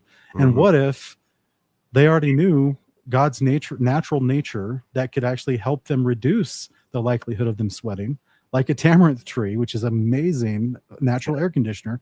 Yeah. But what's crazy about that is this discussion always just falls within the realm of food and never herbs or plants. So I was on a vacation several years ago. I went down to Guatemala and Belize border, and I went to see an ancient Mayan temple. And as we were walking up the side of the mountain, the tour guide, if you will, the Mayan descendant who's actually taking us up this mountain, he points to these red and blue roots that grew out of these different trees along the path. And he's like, the red roots are poison. If you touch it or eat it, you may easily die. The blue roots are the antidote. So nobody touch anything. As they were walking, he's telling everyone in the group, nobody touch anything. But they found out the hard way in the past that the red ones kill you and the blue ones are the antidote. Right. But no one's claiming that, suddenly we can just go and take poisonous berries, eat poisonous roots, and just, it's only about certain products at the grocery store like pork. It's such a weird subjective really argument. Yeah. Right? I mean, it's crazy. Yeah. The logic? Yeah. Well, I mean, crab, shrimp, etc. Those are bottom feeders. Catfish are bottom feeders. It doesn't say that in Leviticus 11. No, but we know that. We know that those animals live at the bottom of the ocean or the sea or wherever. Sure. So you're putting and they eat all the crap, right? They eat the excrement that floats down to the bottom, sinks down to the bottom. Right? That's an anachronistic view that you're imposing on Scripture, because where in Scripture does it mention anything about food safety or nutrition is my question. Well, no, you're right. I agree with you. It doesn't say this is because of food safety and OSHA and all that stuff. I agree with you. But now we understand why those animals that are off the list are not healthy for us. Well, it doesn't actually hold, though, because camel meat is some of the most nutritious red meat there is, but you're not allowed to eat camel in the Bible. So you've got here's what's cool, and you may disagree with me, and that's fine. Sure. But what I think is really cool about what I call the randomness, and what the rabbis often referred to as the randomness, like these don't make sense. They had a saying, I forget what it is, but it basically said, when we don't understand the reasoning behind the commandment, we still obey it because it's in the Torah. Sure. And so what I think is so beautiful about the specific list of foods, like God gives sort of the criteria, right? Cloven, hoof, and all that. But if God said in his mind, I'm going to give Israel a list of foods for their health and for their benefit, because these particular foods will invite bacteria or sickness, and these particular foods will generate health, right? Then all the other Gentile nations would have noticed those same patterns. Man, when I eat pork, I constantly get a bacterial infection, and when I don't, I feel better. So what you would have then is a list of prohibited. Okay, so By the way, guys, I don't know if y'all know this or not. I should have brought the receipts. Apparently, the Russians did find this out about pork back in the 1950s, and then the CIA actually classified it and then just redacted it in 2015. But of course, the news media is not going to pick that up. And they talked about how many cancer-causing parasites were discovered in pork. Yeah. And the Russians were the one that did this study 70 years ago. Yeah. And the American intelligence knew about it. But again, that would destroy the medical industry. There's already been, like in the last 7 or 8 years, doctors and nurses coming out, giving their testimony, how they're realizing so many of these diseases are related to parasites and not, and not carcinogens in other regards like they thought initially. Right? It's just parasites in your body that's creating all these diseases. And so I think it's fascinating that man can figure this out. The nations, Russia, has figured this out and documented it. Right. Yeah. And there's lots of doctors that will tell you that. I mean, I read some time ago that the worst food you can eat is bacon. Like, it literally is the worst food. It's incredibly bad for you. And pork is very, very bad for you. People still get worms in their brains, even though they cook it better and all that stuff, but it still happens. Yeah. And just because it doesn't kill you instantaneously doesn't mean that it's good for you. And, he was almost making the case for me, right? Like, there's some things that have bacteria and then we're not supposed to eat. I'm like, well, yeah, like that's the whole point. But he wants to believe that God is just random and he just gave a random list. No, he didn't. And why? Oh my gosh. It's almost, it's kind of frustrating, right? It's like really frustrating. You're like, dude, God is not random. All of his laws are for your blessing. As Matthew quoted, everything he gives is for your good, not for your randomness. Not to say, sorry, the other people can go play ball, but you can't. But that's really good for you, Johnny. Like, no, Johnny's like, I want to go play ball. Why can't I play ball? Well, because I said so. And trust me, one day you're going to understand. No, he won't. But, but this is where God's saying, no, this really is better for you. And the nations will eventually figure it out and they'll follow suit. And when we stop putting things in our bodies that are not healthy, we enjoy the benefits thereof. Like, it's that simple. So go ahead, Will. Oh, sorry, Sean. I was just real quick. One thing that really bothered me was, like, Dr. Hamp, he's pushing you. Well, show me where God says that it's not for our best health. Sean, you were doing, I think it was on your channel where Matthew and I were on, and Matthew, you said something really, really powerful. You were talking about the whole Sermon on the Mount when Yeshua said, you've heard it said that, you shall not commit adultery. But I say to you, if you look at a woman with lust, you've committed adultery. Right. Though, and one of the things you said was, are we honestly going to believe that God was okay if we just stare at women and lust over them before, like in the Old Testament? And is that suddenly okay? The same, I think, line of reasoning would go with Solberg. Well, hey, the Torah just says, don't commit adultery. It doesn't say that, like, we can't, like, hey, let's go to the yoga class and let's just stare at women all day and lust after them. Oh, that one's beautiful. Oh, look at that one. No, it's still going to be wrong. And I think Solberg would admit that lusting, hating your brother, all those things are still wrong, even though it verbatim does not say it. Why can't we, again, use that same line of reasoning? To your point, Dr. Hamp, we know what the bottom feeders are. We know what they do. We know what they eat, everything like that. Mm-hmm. But just because it doesn't say in the Torah verbatim, like, oh, well, those are bottom feeders. They basically eat the poop and the garbage of the ground, everything. We need all that. I mean, it's getting ridiculous, and I get your frustration. Man, I always give my personal example. Like, my mother told me when I was young, wash the dishes. And I washed the dishes because I didn't want to get a whoop and get my game taken, right? But when I grow up and I get my own house and I don't wash the dishes, I realize if you don't wash the dishes, your house is going to stink. You're going to get these little flies everywhere. No one wants to come over because you're the dirty guy. You didn't take out the trash. All the things that your mother taught you had a purpose. Now, it took us a while to understand them with the pig and the bottom feeders. It took humanity a while to catch up to God. But Right. God already had these things in mind, and to say, well, my mother already had these things in mind. You know, I went all the way to Oskaloosa, Iowa to play football. She said, boy, you gonna want me to come to some of your games? I didn't care. I wanted to go to Iowa until the next season. I said, man, I would love to have a moment at my game. It just took me a while to realize she was correct in the same way with God. It took humanity a while, but God always had a reasoning for the things that he. Yeah. And she didn't have to explain to you every reason why you had to wash the dishes. You know, son, if you don't wash dishes, then bacteria will collect and then it'll make us all sick. Like, she probably said, just wash the dishes, son, because and that was enough. But as you grew up, then you understood the rationale, even though it wasn't explicitly stated. And that's what God has done for us. And is it a coincidence that the very animals you said, these are not food, turns out now we know that they're bottom feeders, etc. I mean, goodness, just do the math, right? It's not even complicated.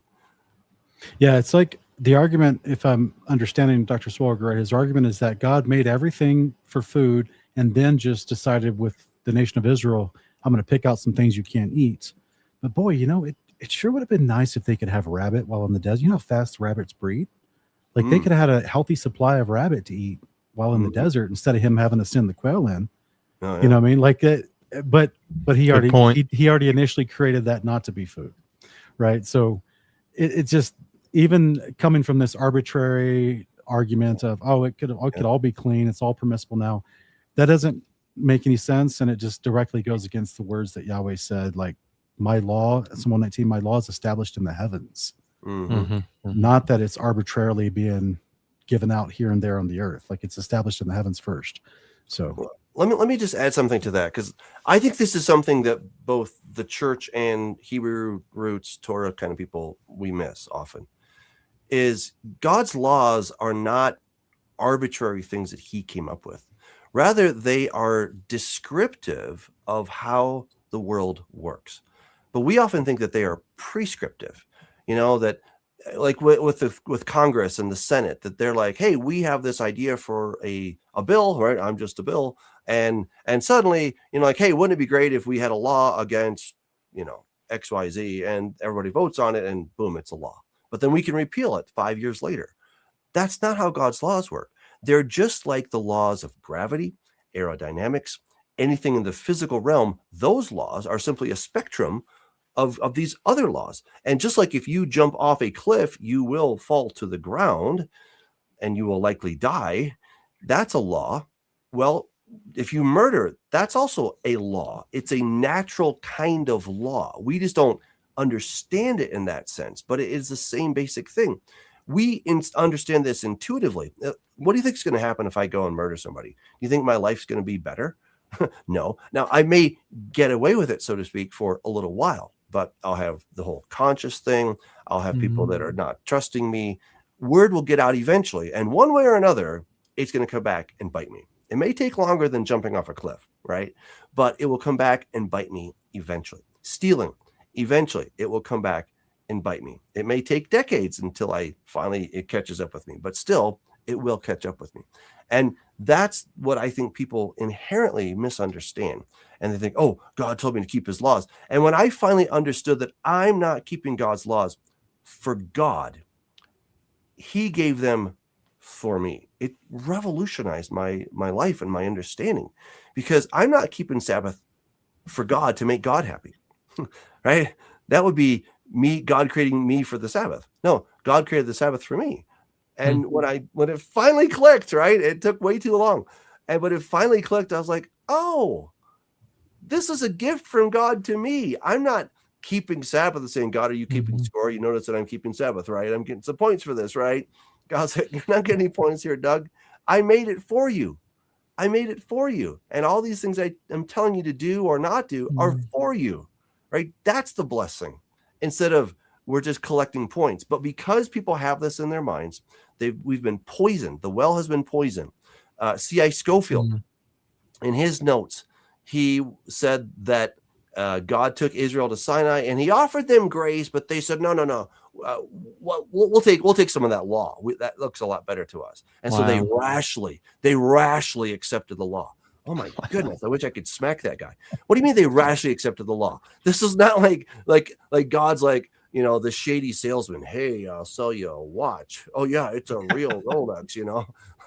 Like you big dummies. You should have really checked that thing out. Like that's the implication, is that God is a shady salesman.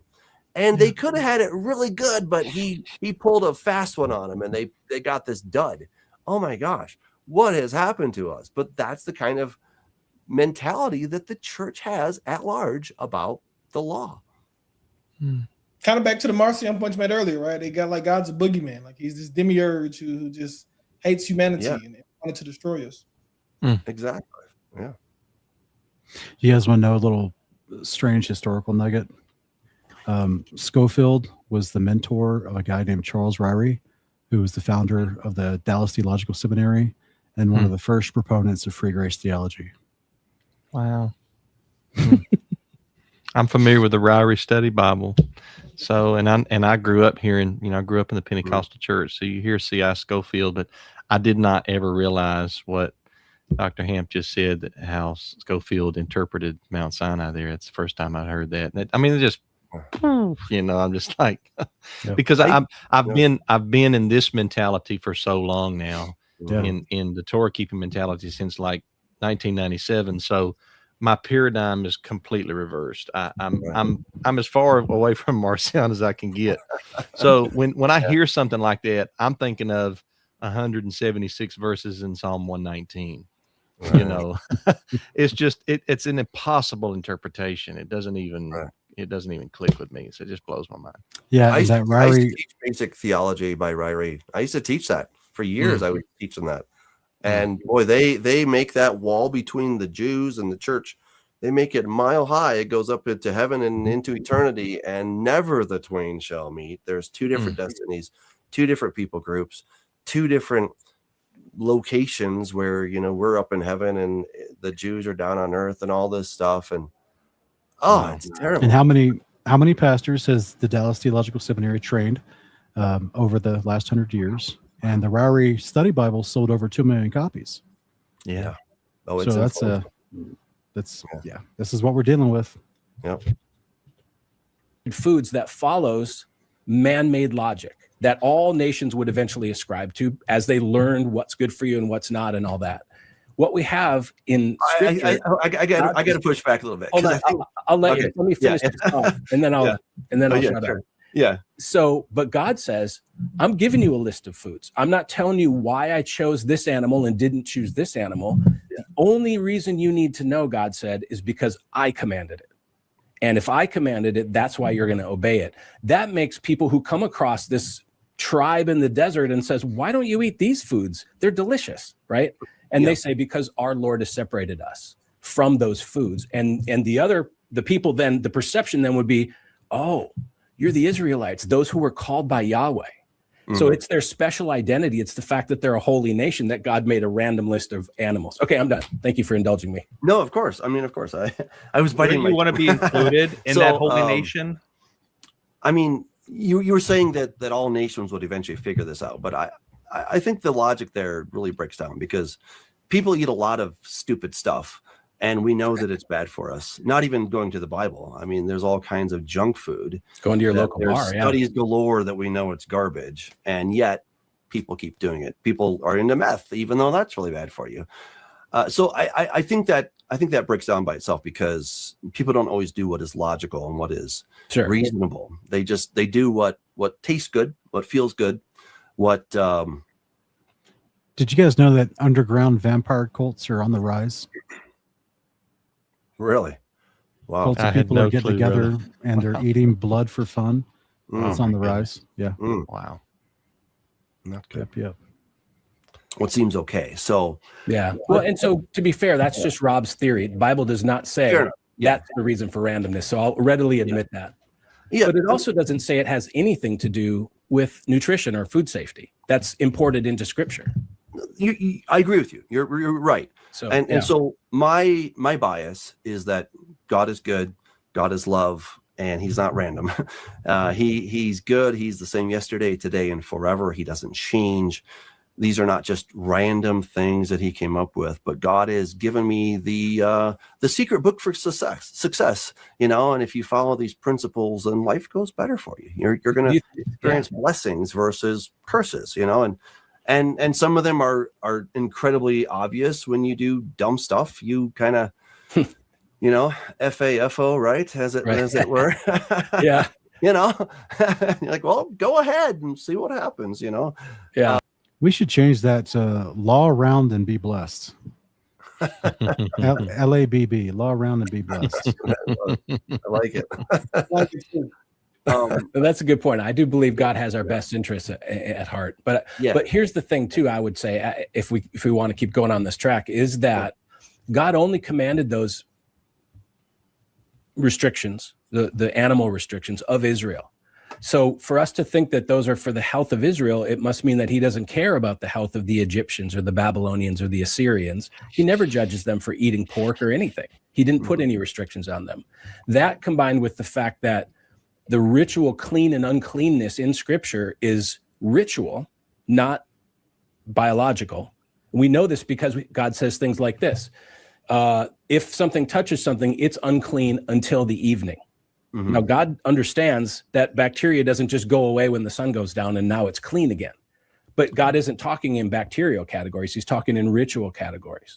So I think for those ritual, what's the word for ritual in Hebrew? This is a good point, brother. Don't know. Yeah, I don't either. It's a descriptor that I'm using to describe.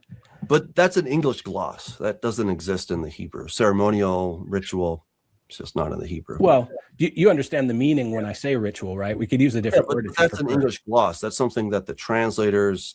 But is it inaccurate? A little biased. Yeah, it's not accurate because you don't think you don't think the difference is, let's see, how would we say if I don't want to say the word ritual? There's no such word in Hebrew or in right, but is there a concept of sacredness? It just says that you're unclean. You know, it's not. We add the word ritual impurity. It just says you're unclean. You know, you're tameh. Right, but tameh doesn't carry the idea. We can leave the words out of it that you don't like in English. It doesn't carry the idea of bacterial uncleanness. Well, how do you know that? I mean, because God says the thing is clean. The God says the thing that became unclean will be clean in the evening. He also says, it seems like he's trying to conflate the idea of, you know, the cleanliness required to step before the tabernacle versus other times of uncleanliness that a person would experience naturally in life. Right. Am I understanding that right? I think so. And again, I think this is where our well-meaning Sunday brothers are just clueless about the practicality of this. Like, we go through our day in different states of clean and unclean. And what people don't understand is that the Levites were essentially nuclear power plant technicians. And when they were to go into the reactor, they had to put on special garments. They had to make sure that they didn't have any extra sweat and other things that could have some kind of chemical reaction. I mean, just ask Nadav and Abihu, hey, how did it go, guys? Not so well. Turns out earth garden variety fire doesn't work so well with God's fire. It turns out the two don't mix and you have an explosion. Okay, maybe don't do that from now on. And what happens is they take these very specific technical laws for a technical group called the Levites, and then an even more technical group called the Kohanim, that they had to do things incredibly by the book or they would get toasted. Mm-hmm. Well, that's a big deal. Just like the nuclear technician, just like the person who works in a clean room, just like the person who has to go and perform surgery, you have to take special precautions or bad things happen. But for the average person, you know, you wash your hands once a day or twice a day or every time you use the bathroom. That's easy enough. But if you're a doctor, you better wash your hands like thoroughly, man, before you go and do surgery. You got to wash them and you got to wash them again. You got to wash them again and again. And so that's a whole different level of hand washing. My cat wants to, of course, walk on my computer. Come on, kitty. There we go. So, you know, that's what we're getting at. And he doesn't understand this. And so he wants to have all this different, you know, ritual uncleanness. And that is one of the things that translators, I think, really pulled a fast one, because they're like, oh, ceremonially unclean. It doesn't say that. It just says you're unclean. It just says that this is dirty. And when you don't take a shower, you're unclean. And if you're going to go into the temple and you're going to be close to God's presence, which was like this massive energy, yes, you'd better go in there well prepared and clean, or there can be catastrophic consequences. So, Dr. Hamp, you remember in Leviticus 16 where the priests are supposed to change their clothes after going in the Holy Holies, but it doesn't really tell you why. It does tell you why in Ezekiel 44:19, and it says that and when it's about the priests who just were in the holies of holies, when they go out to the outer court, into the outer court or to the people, they shall take off their garments in which they have been ministering and lay them in the holy chambers, and then put on different garments so that they don't transfer holiness to the people because of their previous garments. So your radiation analogy, it's a good one, because there is the power of God that they were experienced and around, and the average person may not be ready for it because they didn't go through the same preparation to step into that presence like the high priest did. And so, or even just the lesser priest that would be in the inner court as well. So yeah, it's very interesting that this idea of just like in my translation, I usually read the Berean Standard Bible. It always just inserts the word ceremonial, which is not there in the original text. It just inserts it. But this is kind of that Christian tradition from the translators, where they think, oh, that was a ceremonial thing just for the Jews, and we're different now. So, and they're like, oh, like they don't make a distinction between like, okay, that was the power and presence of God. They had to like prepare their hearts and minds and bodies to go step in front of. Yeah. And then you say that fullness of that power is the deposit of the Holy Spirit inside you while you're doing all manner of unclean things and sin. And you're not having the ill effects that Nadab and Abihu had, nor you're not coming down with plague. So like they're not making a distinction about the application of God's Spirit in the power that was required for them to minister with, versus, the leading of the deposit we have as believers.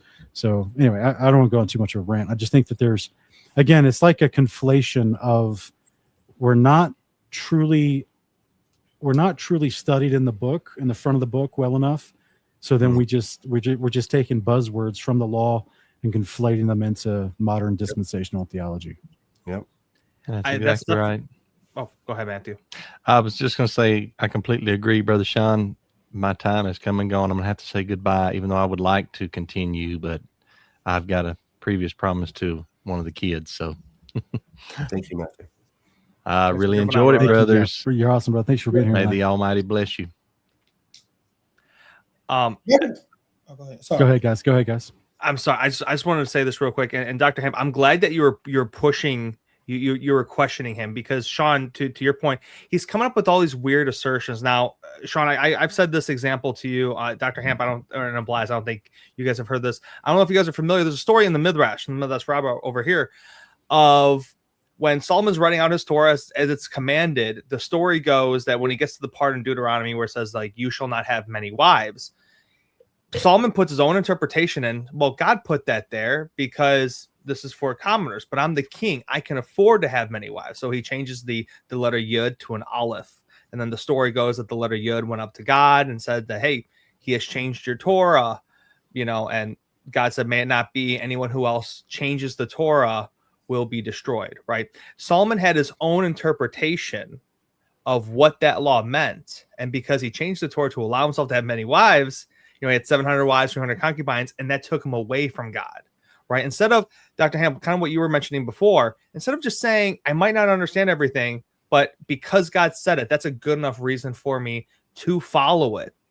We need to have that mentality instead of kind of like what you were bringing up of, well, he's just kind of making these assumptions and he's trying to give these explanations, but they're not, again, respectfully, they're just not good, of his reasoning and understanding.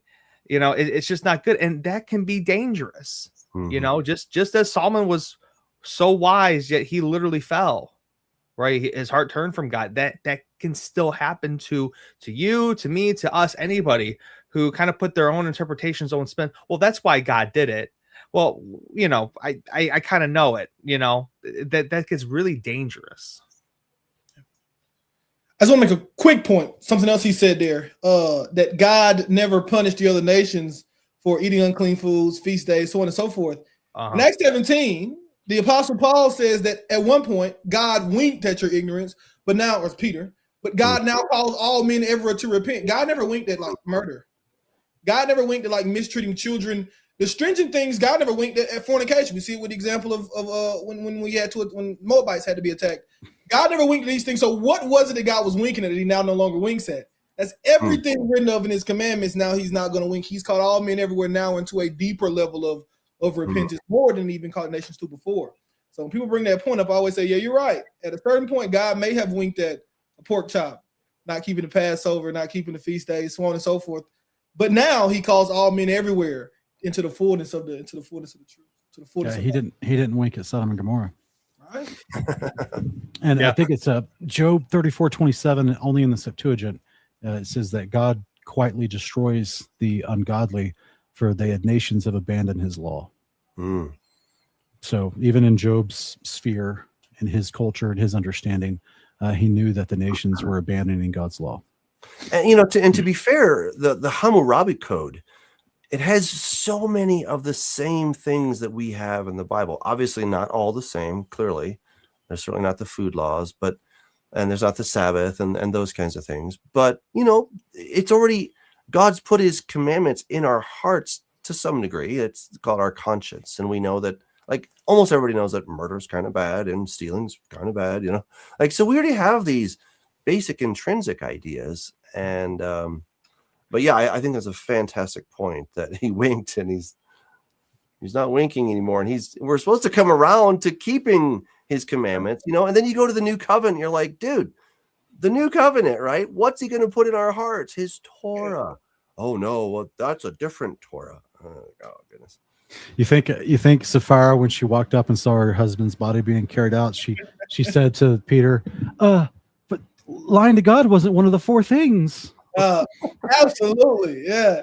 Yeah. Gave me four, Peter. That wasn't one of them. Yeah. I forget where it is. I could look it up, but he says to Israel, if something has died naturally, you can't eat it because it wasn't ritually slaughtered. That's my own word, ritual. But Doesn't say ritual though. Yeah. But he says the sojourner who lives with you can eat it, or the foreigner can eat it.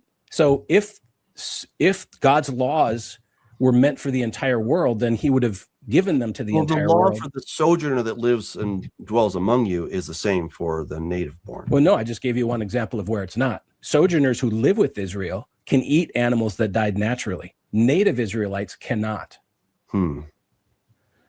Where is that? Yeah, I'd love to see that, but we can maybe leave that for another day. But so I would challenge you though that Jesus never changed the definition of food. I think you were. Yeah, real quick, gentlemen. I would like to point out this comment in the live chat. This is a good comment because it is something that kind of gets overlooked. My wife and I just went through our Sabbath fellowship reading of Jeremiah, and it's fascinating because in some of the proclamations of judgment on the nations outside of Israel stated in Jeremiah, he's judging them for their unrighteousness, and he's scattering them from their lands for their unrighteousness. And to the, I believe it's to the Edomite, not the Edomites, the Ammonites, and to the Egyptians, as he's proclaiming judgment that he's going to scatter them. He says, but in the latter days, I will bring you back and regather you. So it's very interesting, this similar type of covenant language we see with Israel, this promise, because of their sin, they're scattered from their land. But then I would say at the second coming of Christ, that he's going to bring people back into their land. This is why Zechariah 14, it speaks about the Egyptians specifically. If they don't come up for tabernacles from Egypt, they're not going to get any rain, which is a Leviticus 26 judgment of disobeying the Torah. So it's fascinating how it's like, I understand Israel was supposed to be a light. They were supposed to learn it, know it, and be a light to the other nations. But the other nations were held accountable for not doing God's ways. And we see that throughout the law and the prophets. And it's just, it makes you wonder, like I can't remember exactly what chapter it was in Jeremiah where, chapter 1 says, I'll make you a prophet to the nations. But then it sees another king. I think it was the king of Sidon, or maybe it was the king of Egypt. Either way, they're responding to something that Jeremiah had written them. Like, so Jeremiah is speaking the words of Yahweh, not just to the rebellious kings of Judah, but also to other leaders of nations around him.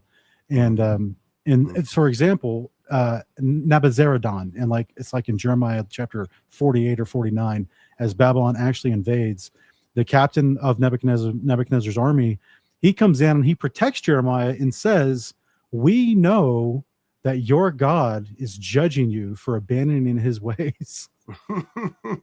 Yeah. That's but great. we're told to protect you, Jeremiah, right? And so, like, how did he know that? Who told him that? Was it Daniel? Right. Like, how did he know that? Like, there's so much interesting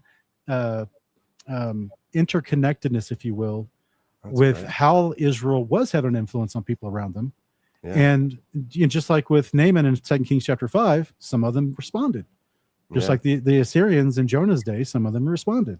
You They know? probably knew it from Ezekiel. I mean, Ezekiel's over there in Babylon, and he's having all these weird gymnastic things he's got to do. You know, sit on your Yeah. side for all these days on your right side, and Yeah. then on your left side, and take your hair and burn it. And you know, I mean, he was doing this in the public squares, and you know, word probably got around, and they're like, "What the heck is that guy doing?" Like, oh, he's foretelling the destruction of Babylon. So that's a great point, Sean. I really appreciate that, because I'd never made that connection. That's really cool.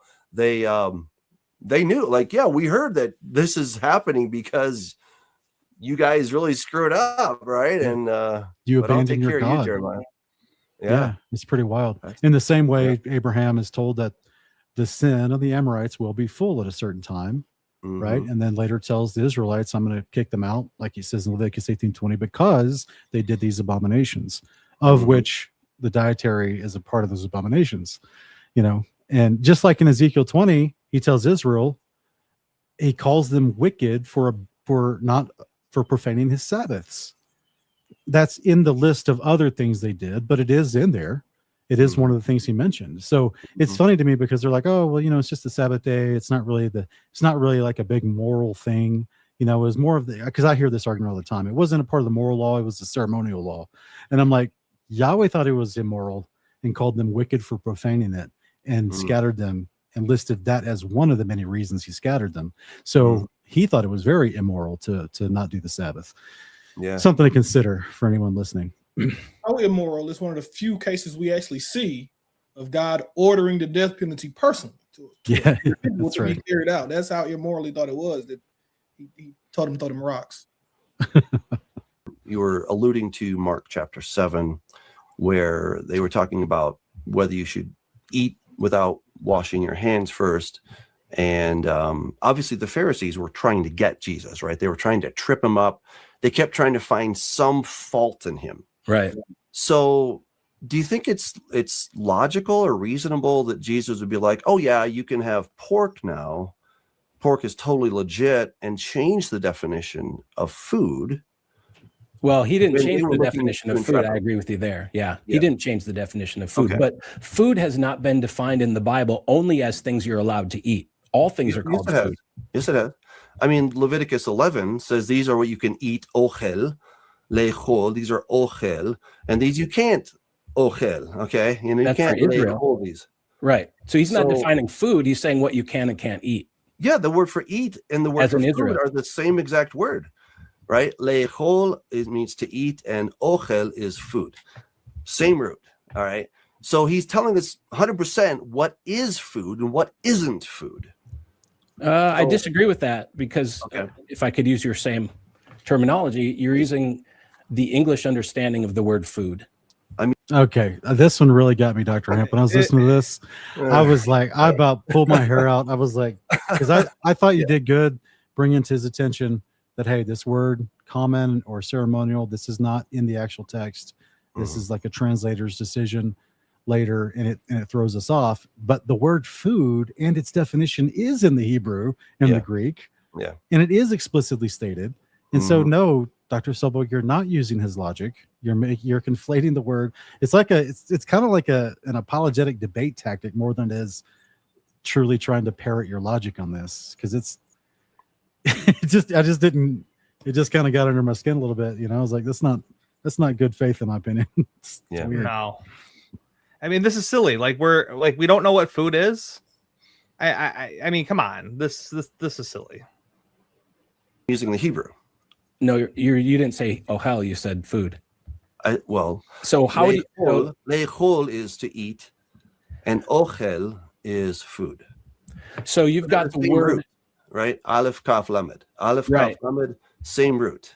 So, like for example, Leviticus 11:34 shows one way that clean food can become unclean food. Right? Any food in it that could be eaten, on which water comes, shall be unclean. So this was food. Now, does it suddenly not become food when water lands on it? Right? And Hosea 9:3 says, "They shall eat unclean food in Assyria."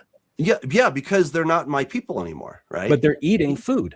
But Some food's clean, Well- some food's unclean. It's not a question of the definition of what food is. It's what clean and unclean are. That's what I'm saying. It also says when he's scattering them that they're going to go into these other nations and worship their gods of wood, stone, and silver, not because God is endorsing that, but because it's the result of their rebellion. They're going to go into servitude and exile the nations, since they were already worshiping idols in Israel, trying to be like the nations. He's going to give them what they want, and they're still going to go into a less free condition while still serving the gods of those nations. Not that God is changing the definition of idolatry suddenly. And can I point something out? I just checked here. Go And ahead, I bro. thought so. In the Hosea chapter 9 that he brought up, in Hebrew it never says food. It says That's they'll eat right. unclean. That's What food right. is it? This is they'll That's eat right. unclean. That's right. Yes. I was just going to say that it doesn't say they're going to eat food. It just says they're going to eat unclean. So he kind of proves your point because Hosea just called it food. It's unclean. It's not food because it's unclean. It's pretty cool. I like that. I'm going to use that. By the way, Dr. Hamp, if you're not aware, our brother Oblast Ned, he's like every day he's online doing apologetics for the Torah. The Christians should obey the law of God. He does like a 4 or 5 hour show every day and has the craziest people calling in. So like he's out there in the internet streets on the daily, dealing with all these arguments. Nice. You know, like how would you describe Hosea 9:3? They shall eat unclean food. You know what I mean? How would you define that understanding of what food is there? It says that they will eat unclean. So the word food is added to the text. Well, it's the subject of the sentence though in context. So it's not Well, food is not actually in the text. It says that they will eat unclean. right. Well, you don't need every word in a sentence to understand what the subject of the sentence is. Fair enough. But the point is that food wasn't redefined. Well, how is food defined in Scripture? Yeah, the Aramaic and the Greek says unclean things. It doesn't say food Right. in that passage. Well, you described what you can eat and what you can't eat, but you didn't describe what food is. Well, into the context of animals, God says in Leviticus 11 that these animals, such as sheep and cattle, etc., those are animals that may be eaten because they may be le'echol, right, to eat, which is the word for ochel, which is food. And these are the animals that may not be eaten. Sure. So right there, he's telling us. Now, look. Telling who though? He's only telling Israel, not the whole world. That's true. Yeah. Genesis 9:3, he tells Noah he can eat every living thing will be food for him. Yeah. What about humans? Without qualification. Without qualification. Yeah. So watch out, Shem, Japheth, Ham. Better run. It's always my favorite question. Noah's hungry. I've actually had someone tell me yes. I've had most people tell me yes. Really? Oh, Do you eat humans? yeah. That's disgusting.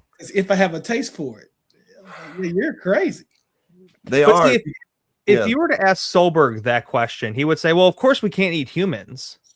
Where's And this then but then it's weird because it's like I'm defending the idea for us to eat humans, which is weird, right? But there's no scripture that says like not to eat humans. Right. So, Now here's the deep little cut there, right? When they offered their children to Molech, typically with that ritual, the sacrifice of the victim, was very similar to an animal victim in the sense that they would cook the child and then proceed to cannibalize. And this is horrific, right? And this is why we're told not to eat human blood or blood at all, right? Because this was historically one of the ways of idol worship, and it's still done today. They call it spirit cooking today in Hollywood.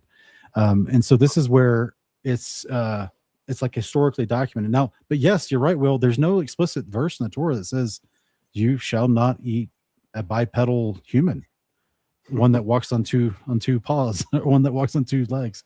Like, it doesn't say that anywhere. And again, this becomes one of those issues where the Bible doesn't say a lot of things, right? And this is why it's important for us to actually study, like Jesus said in Matthew 4:4, that we live on every word of the mouth of God, right? Not just some of it and then make it and fill in the rest with some Play-Doh. Like we have to really study and be approved to know all of it so that we can, it becomes a coherent story instead of something that's jumbled up and contradictory at every step, you know? Yeah. That's a good point. In First Timothy 4, too, people bring it up, right? They bring up that every creature of God is good. Yeah, humans are good. That doesn't mean humans could be consumed because they were not created to be received with thanksgiving. But they are good. Humans, God said humans are good. Yeah. Yeah, and Oblige, Dr. Hamp, in his second discussion with Dr. Solberg, they do go heavy into 1 Timothy 4 and the more common phrase rebuttals that you hear. Yeah. Sure. Yeah. So I mean, Well, so here's though the he thing. did say to I'm take not clean and gonna unclean judge- animals onto the ark, right? He already said what. Well, clean and unclean, yeah, but we see from the context that was for what's clean and unclean to sacrifice, and that was pre-Sinai. So we're not sure what standards we're talking about with Noah, because everybody sacrificed back then, and everybody, every society had an understanding of what they called clean and unclean. So we can't retroactively, I don't believe we can anachronistically apply the laws of Sinai centuries earlier to what Noah was doing, you know? But then that would have invoked change. And God doesn't change. Yeah. I mean, yeah, he doesn't change. Exactly. And that's the thing. It's like, if you understand the principles of God, the principles don't change. Maybe I didn't tell my kids not to murder when they were 5 years old because they didn't need to know it at that point, right? But I was still against murder back then, even though I didn't explicitly say, don't murder, right? And that's how stupid it is. Just because I didn't explicitly tell them when they're 2, 3, and 4 not to do something didn't mean I didn't have that principle. And that's the thing that so many Christians don't understand about the Torah is these are God's principles. They're his principles for living. They're his instructions. And he's making them, he's verbalizing them. He writes them on the wall. Don't steal your brother's toys, okay? You know, like, play nicely. But if I didn't have to write it, I wouldn't write it on the wall. I wish you guys would just play nicely together, but you don't. So I'm going to write it down. And then you ignored what I wrote on the ground. So now I'm going to come and play with you, and I'm going to show you what it looks like to actually play nicely with your brother. That's what Jesus did. You know, and so Jesus came and did it, but it was always in his heart that we would play nicely with each other. It was always in his heart that we would eat animals that are nutritious for us and avoid animals that are poisonous for us. It's not complicated. That's the thing. But because the church at large has been poisoned, whether it's, well, I blame mostly Marcion for this stuff, but maybe there's some other factors. But this is the underlying blindness that they have, and they just can't get those glasses off. And until they do, they're going to keep arguing that that wasn't for us, that was for the Jews, and has no application to us. It's going to be an awkward conversation when Christ returns and the law starts going forth from Zion to all nations. In Isaiah 56, 6 and 7, all nations come to his house of prayer with their burnt offerings and sacrifices, and one of them brings a pig. It's going to be an awkward conversation at the gates with the angels who guard the gates. They'll be like, hey, wait a minute. Wait a minute here. Well, and this is why in our second discussion, we got heavily into our identity, and we talked about who we are, because that really is where this conversation has to go. As long as Christians think that, well, that's for the Jews, it's not for me, then they're gonna have this little escape that they can just get out of it because it doesn't apply to me. I mean, most of the Bible doesn't apply to me.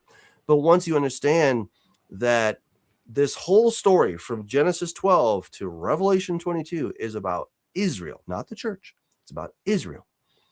And Israel and God got married at Mount Sinai. That's what the old covenant is all about. That's what it meant, right? He says, behold, the days are coming. I'll make a new covenant with the house of Judah and the house of Israel, not according to the covenant made with their fathers when I took them out of Egypt by the hand, my covenant which they broke, though I was a husband to them, right? That was the old covenant. That's the husband thing. He was a husband to Israel.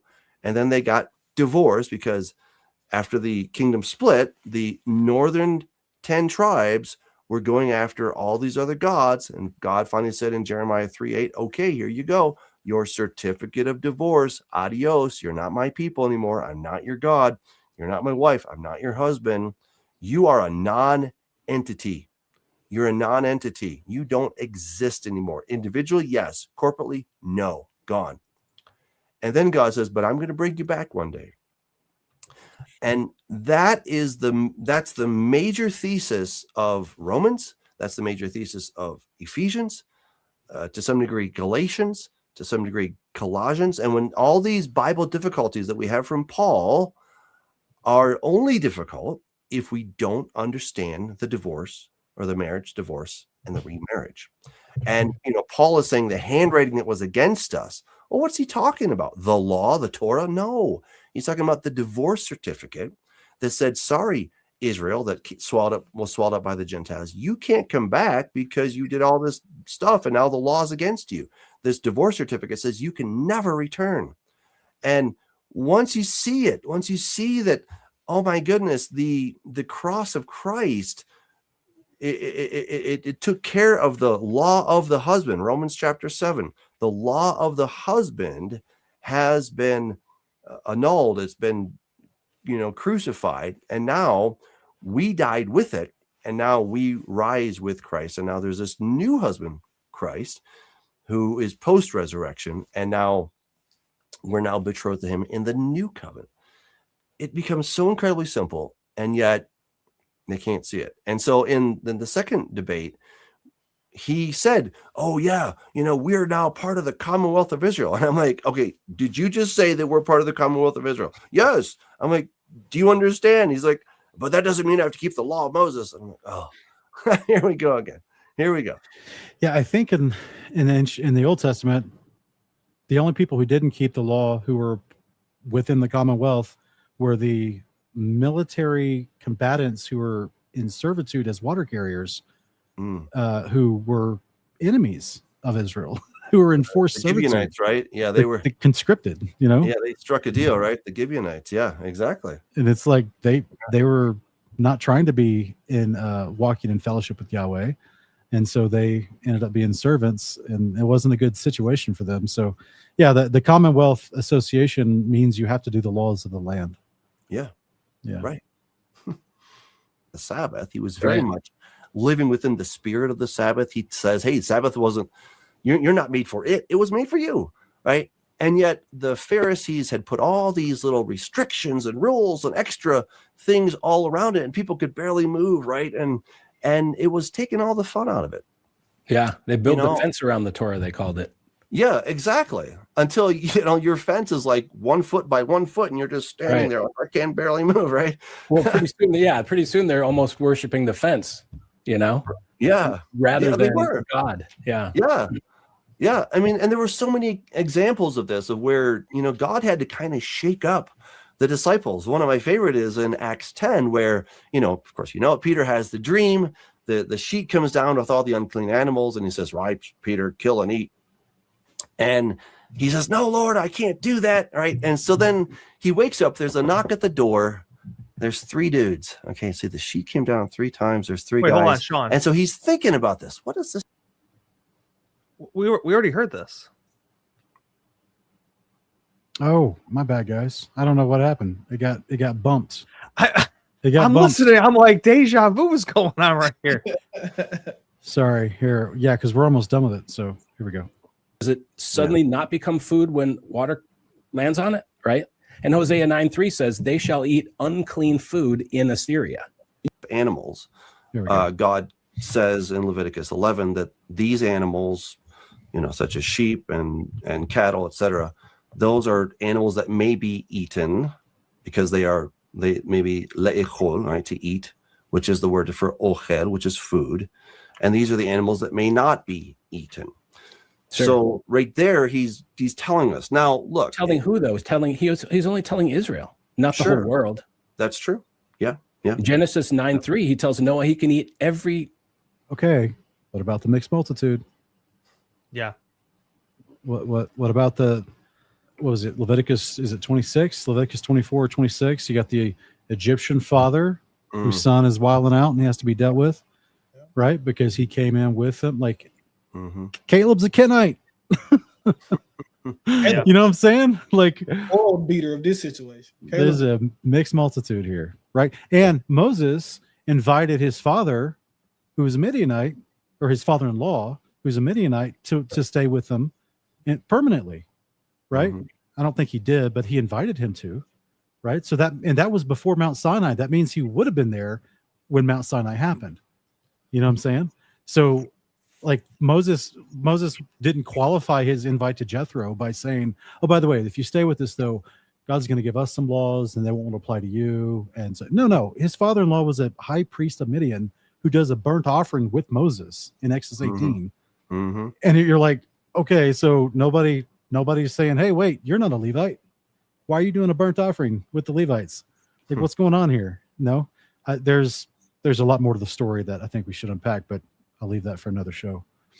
And Sean too, like God says it many times that there's to be one law between you and the sojourner among you. All right. So if there's one law between Israel and the sojourner, it doesn't matter if he's saying, "Hey, Israel, do X, Y, and Z," because he's already stated that there's one law.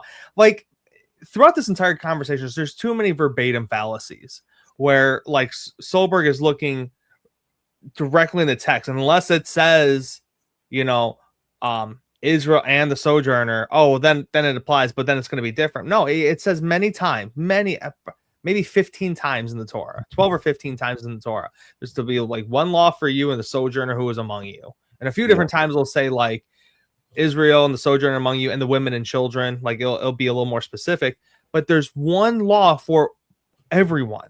Okay. Yeah. So even if it says like you, Israel, you do X, Y, and Z, if there's one law, it's going to apply. Like, I hate saying common sense, but right.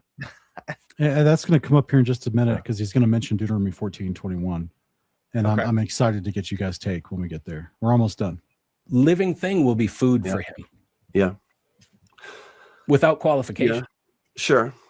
Yeah. So, so here's though he did say to take clean and unclean animals onto the ark, right? He already said what? Well, clean and unclean, yeah, but we see from the context that was for what's clean and unclean to sacrifice, and that was pre-Sinai. So we're not sure what standards we're talking about with Noah, because everybody sacrificed back then, and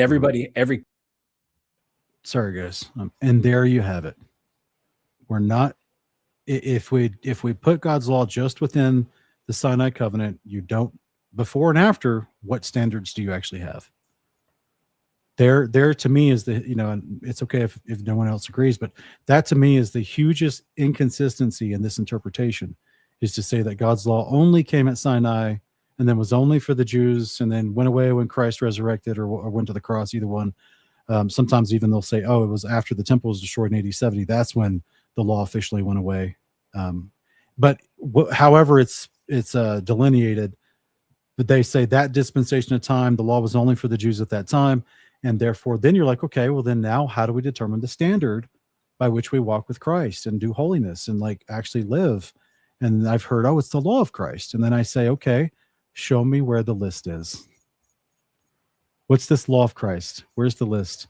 Because what it turns into in practicality is each pastor at each church has their own set of oral Torah. That's what it becomes. Mm-hmm. It's just my observation in life after going to church all my life. Said every society had an understanding of what they called clean and unclean. Mm-hmm. So we can't retroactively, I don't believe we can anachronistically apply the laws of Sinai centuries earlier to what Noah was doing, Did you guys do that?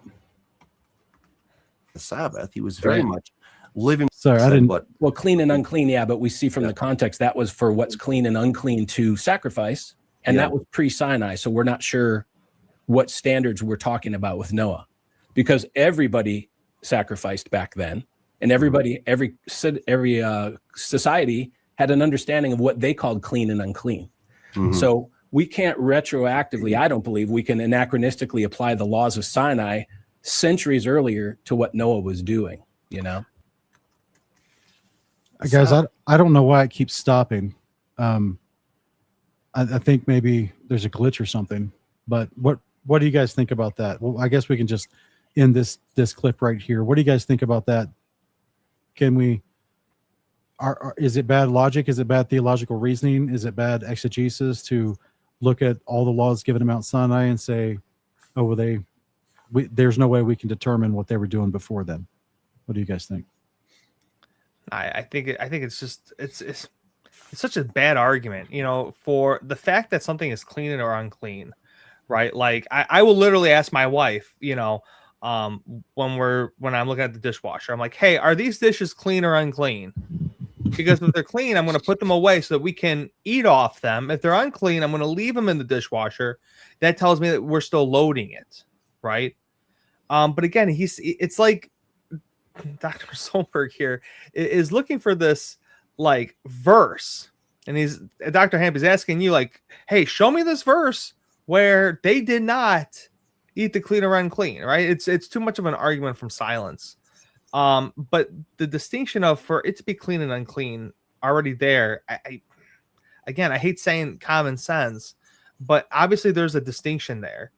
And Solberg keeps pushing you on the, hey, he says, you know, every living thing is for you. And, you know, Sean, I know you're joking about like Japheth and Ham and everyone, but like, okay.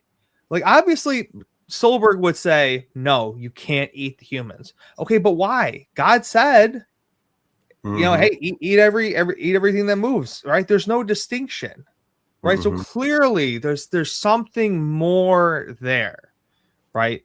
You know, that's why like I enjoy reading like the Septuagint and like the Samaritan Pentateuch, you know, because like there's more clarification, I feel like, regarding the Torah than just the Masoretic text. Like it's cool kind of reading these things like that. But there's obviously something more there, right? And I think what Solberg is really kind of arguing with you, Dr. Hamp, is show me the verse where it verbatim says what you're arguing. And if you can't show me that, that means it's not true. Right. Yeah. It's bad arguing. And Sean, you mentioned it earlier. It's almost like that debate tactic. Yeah. And you know, I feel bad because Dr. Hamp, I can tell like you're not here for a debate. You're not here for opening statements, rebuttals, cross-examination. I have 15 minutes. You just want to have a genuine conversation. And he's treating this very disingenuously. It seems like. Yeah. It's like, how do we know what in Genesis 26:5 when it's about Abraham, you know, who kept the charge, the commandments, the statutes, and laws? What were those? How do we know what those were? You know, why is he being commended to Isaac to do this? That your father did this faithfully to me, and he's praising Abraham for it. But yet, okay, what does that mean? Like, so clearly, they're like, who told Cain and Abel to bring sacrifices? What's going on there? Right. Like, clearly, there's some information that we haven't been given. Why does Cain say, "Whomever will find me will kill me"? Isn't that the blood avenger law? Right. Why would he say that? How would he even know that? There's lots of stuff the Bible just doesn't spell out every detail. Yeah. It would be, you know, 30 times bigger if it spelled out every detail. And, you know, sometimes I wish it did, but sometimes I'm glad it doesn't. You know, but I think God gave us a brain, you know, and just like we figured out that certain fish and bottom eaters are not good for us, God's like, look, just don't eat this one. Well, someday you'll understand why. Okay, that's cool. You know, and okay, keep the Sabbath, and one day you'll understand why.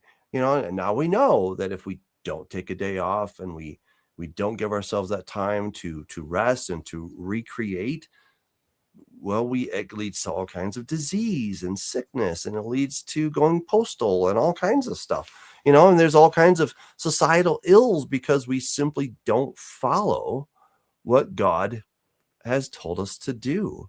And concerning his whole thing of, well, does the sojourner doesn't have to do it. There's a couple different words that are used in scripture. So one is ger, that's someone who generally lives among you. One is a toshav, that seems to be some kind of a more temporary dweller. And so, we have the similar designations here in America. And I know our system's not perfect, but it is what it is. So we have a native born full resident or a full citizen. Okay. And then you have someone who moves here and becomes a citizen. That would be like a ger.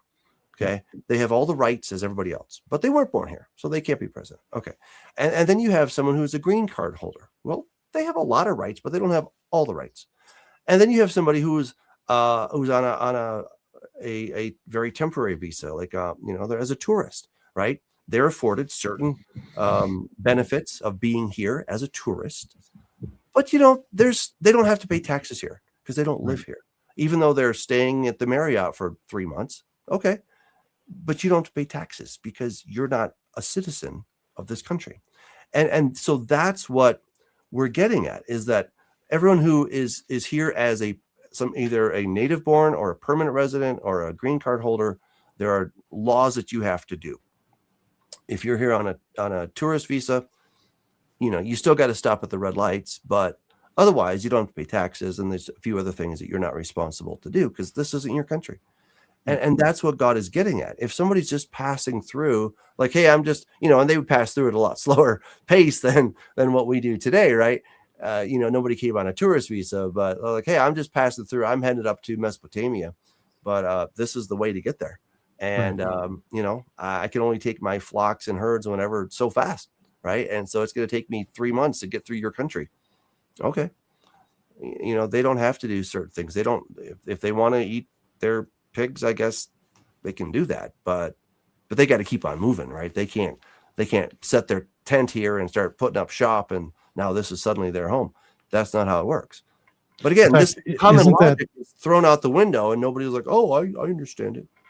Yeah, I think we even see some of that aspect in Moses during the journeys in the wilderness in the early years when he went and when he had to fight Og, right? He was like, well, we won't drink any water. We won't take anything from your land. We'll just pass through. And Og's response was, I brought my army out to kill all of you. You know what I mean? Like it wasn't a good natured, friendly response, And so he had to fight and defeat Og and Sihon. But it's just that kind of concept of like, hey, they understood if I'm going to pass through your land, I'm not a permanent resident, but there are some respect I need to give you. And I think that in the same way we see that within Yahweh's law, like, okay, there's people that, what's your intent? Are you there to actually graft in? Okay, well, here's the laws of the God of this land, right? Yeah. You have to do them, and I think you see that even in Ezekiel 47. Let me see if I don't want to butcher this. I'm going to try to read it. You see it in Ezekiel 47 at the very last chapter, very last verse. It says, you're to divide this land among yourselves according to the tribes of Israel. You shall allot it as an inheritance for yourselves and for the foreigner who dwells among you who has children. You are to treat them as a native-born Israelite along with you. They shall be allotted an inheritance among the tribes of Israel. And whatever tribe that foreigner dwells, you are to assign his inheritance there, declares Yahweh. And I think that's, although it's explicitly stated in Ezekiel's writings, I think we see that with Caleb receiving Hebron. I think that's what we're seeing when they give him a portion. They give him a whole city, actually, in the tribe of Judah, Hebron, and he's just counted amongst those of Judah at that point in that tribe. And even though he's technically a Kenite and not truly blood-born from amongst them, so I think it's an interesting concept that Yahweh already has provisions in his law for like, okay, it's going to be, there's a foreigner here. His intent is to graft in. Same laws apply. Right. And even just to point out that what the foreigner is allowed to eat is just a clean animal that died of itself. That's right. Yeah. Not even like God said, go sell him a pig or sell him some catfish. It is, your cow died. Okay, there's a guy who's kind of around. He can eat that cow. That's fine. Right? Not that go find a pig for this guy to eat while he's in Israel. Something that's just abominable to God. Mainly, put it in perspective too, that guy, he's not going to be going to approach the temple to offering sacrifices.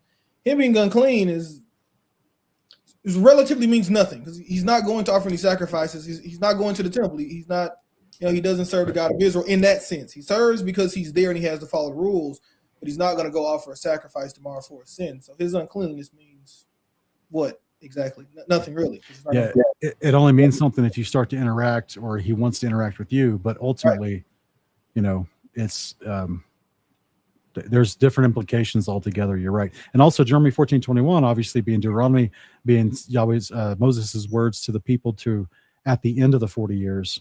So that means they've already been taught Leviticus 11. So they're not being taught new information in Deuteronomy 14:21. They already know what the definition of food is. And so an Israelite who may sell a carcass of a dead animal to the foreigner, he's not selling an unclean carcass. They're not selling, because that would have been food that they're going to eat, right? They're not, again, like I said, they're not selling them an unclean animal to eat because they already had a definition for food. Yeah. And, we never see, this is more anecdotal, but we never see Abraham slaughtering a pig, right? There's zero mention. Of course, it doesn't say anything about chickens either, right? But we clearly have sheep. There's lots of sheep, and there are cattle.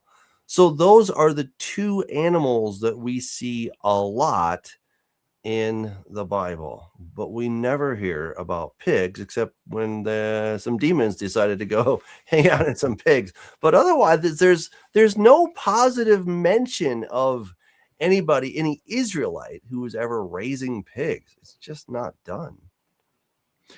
Yeah, and isn't it also in Isaiah 65, right? Well, 66, I think, talks about how they're going to, be slaughtering, or they're going to be eating the mice and the swine. Yeah, the mice and the swine, right? Yeah. Yeah. Yeah. It's. Yeah. Oh, here it is. It's 65:4, sitting among the graves, spending nights in secret places. He's talking to idol worshippers, eating the meat of pigs and polluted broth from their bowls. Right. They say, don't come near me, for I'm holier than you. But yeah, then he says he's going to judge them later. So it's an interesting concept of how, a lot of people would put Isaiah 65 and 66 in the eschatology of Christ's return, and how these people are found eating unclean foods and being idol worshipers, and being judged by Christ at the return in the power of the Father. So it's an interesting thought. Obviously, in Revelation, we see that these people in chapter 16, even after these extreme plagues hit, like the big hail, the people in the boils, the people curse God and refuse to give up their idols. So there's still going to be people just extremely rebellious, even staring Christ in the face at his second coming, who will have to be judged accordingly. But I just pray that everyone listening to us tonight takes the things we said to heart, studies the words we've talked about, mentioned, or put on screen for you with the scriptures, so that you can have a closer walk with Christ. And I don't have any other videos that I think we have time to review. I think it's almost 3 hours, so I want to be respectful of you guys. Dr. Hamp, is there any parting words you'd like to say for tonight? Yeah, I just want to encourage people that God's ways are good. And once we can truly believe that, and so for our Sunday Christian pork eating brothers, don't be thinking that God just gave some random laws. I think that is the craziest thing that Solberg said, is that these are just random laws. No, God is really good. He really loves you. And he was trying to warn us to stay away from certain foods, non-food, right? Certain animals, certain activities that are not healthy for us, certain thought patterns and behaviors. And I want to say, for our Torah, Hebrew roots kind of brothers, don't think that we're getting extra credit because we're doing these things and now we're keeping Torah. It's always been about love. And if we're doing these things, great. You're enjoying the benefits thereof. And, God loves us. Like, that's the thing. And we're doing these things for our benefit. He gave these instructions, commandments, ordinances to us for our benefit. It really is that simple. Amen. Guys, brothers, anything you want to say before we go? I concur, man. Fear God, keep his commandments. If you love Christ, obey him, live like him. Simple Amen. life. That's right. Amen. Yeah, I mean, I don't know if I have a favorite verse, but one that like I think about all the time is Ecclesiastes 12:13. Like this is Solomon, like the wisest guy ever. And at the end of his life, he's like, "Hey guys, just fear God and keep his commandments." Mm-hmm. Right? Like for him to put that, I mean, he's seen it all. He's had the highs, he's had the lows. And this was his conclusion on his deathbed. And I think we should really think about that. And Dr. Hamp, you already brought it up, and I agree with you. I think that was insane to say that, like, oh, they're just random. No, God, God is not just a God, he's a father. He's a father who loves us. We are his children. Just as any parent out there, you're going to tell your child not to do certain things, to stay away from certain things, not because you're bored and you're just like, because they're like, no, there's a method to the madness. There's a reason behind these laws and the commands. Even if you might not fully understand it, right? It's, I think everyone, whether you're pronomian or antinomian, I think you would come to a logical conclusion that you can't obviously understand God in every way or fashion. There's going to be some things that you don't fully understand. There's going to be some things of just focusing on the 66 book canon. You're not going to understand every single verse from the 66 book canon, right? But God is good. God loves you, right? Just listen to him. It's not that hard. It's like mind blowing to me about how people just fight God. I don't get it, and maybe God will soften their heart. But yeah, I don't know. It's for our benefit, as Brother Matthew Jansen before he left, as he brought up. It's for our benefit. It's wild to me. Yeah. But thank you, actually, Dr. Hamp, for having this discussion with him. I couldn't have done it. I don't know. I would probably come off mean having these conversations and a lot of these silly answers that were behind it. But thank you for enduring during those conversations. And Sean, thanks for hosting this, bring all this light. And Brother Blias, man, good seeing you again, dude. Thanks for all your comments. I love learning from you guys, being with you guys. This is a lot of fun, and everyone watching, I hope this has been beneficial. If people want to dig deeper, God's divorce is a really easy way to get into this topic. It's not polemic. It's great. Some people are giving them away, they're buying 10, 20 at a time because they're just giving away people, and the response has been amazing. So I'm very encouraged by that. So check that out, God's divorce. I think you're going to love it. So what is historically random?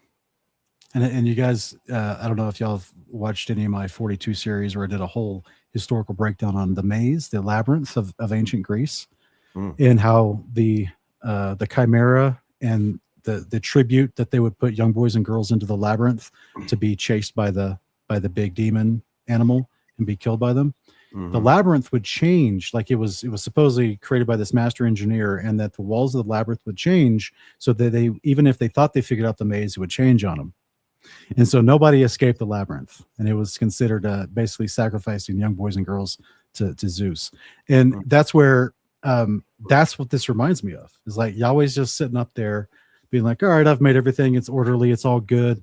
How about I just make it a little bit more difficult right now? I'm gonna change some things up and make it a little bit more difficult, instead of him just having a solid standard where he says, like, unlike the labyrinth, do not turn to the right or the left, I will make your path straight. Right. And that's where it's fascinating to me. Like, God is so blatantly consistent with what he's said. And it's just, we just overcomplicate it way too much. Yeah. So, and we just, for some reason, it's like we get bored and we want to overcomplicate it for our amusement or something, Yeah. Anyway, thank you guys for being here. Y'all are a blessing. Thank you. And we're going to end the stream tonight. Everybody like, share, and subscribe. Go check out their channels. And we will see you guys next time. God bless. God bless.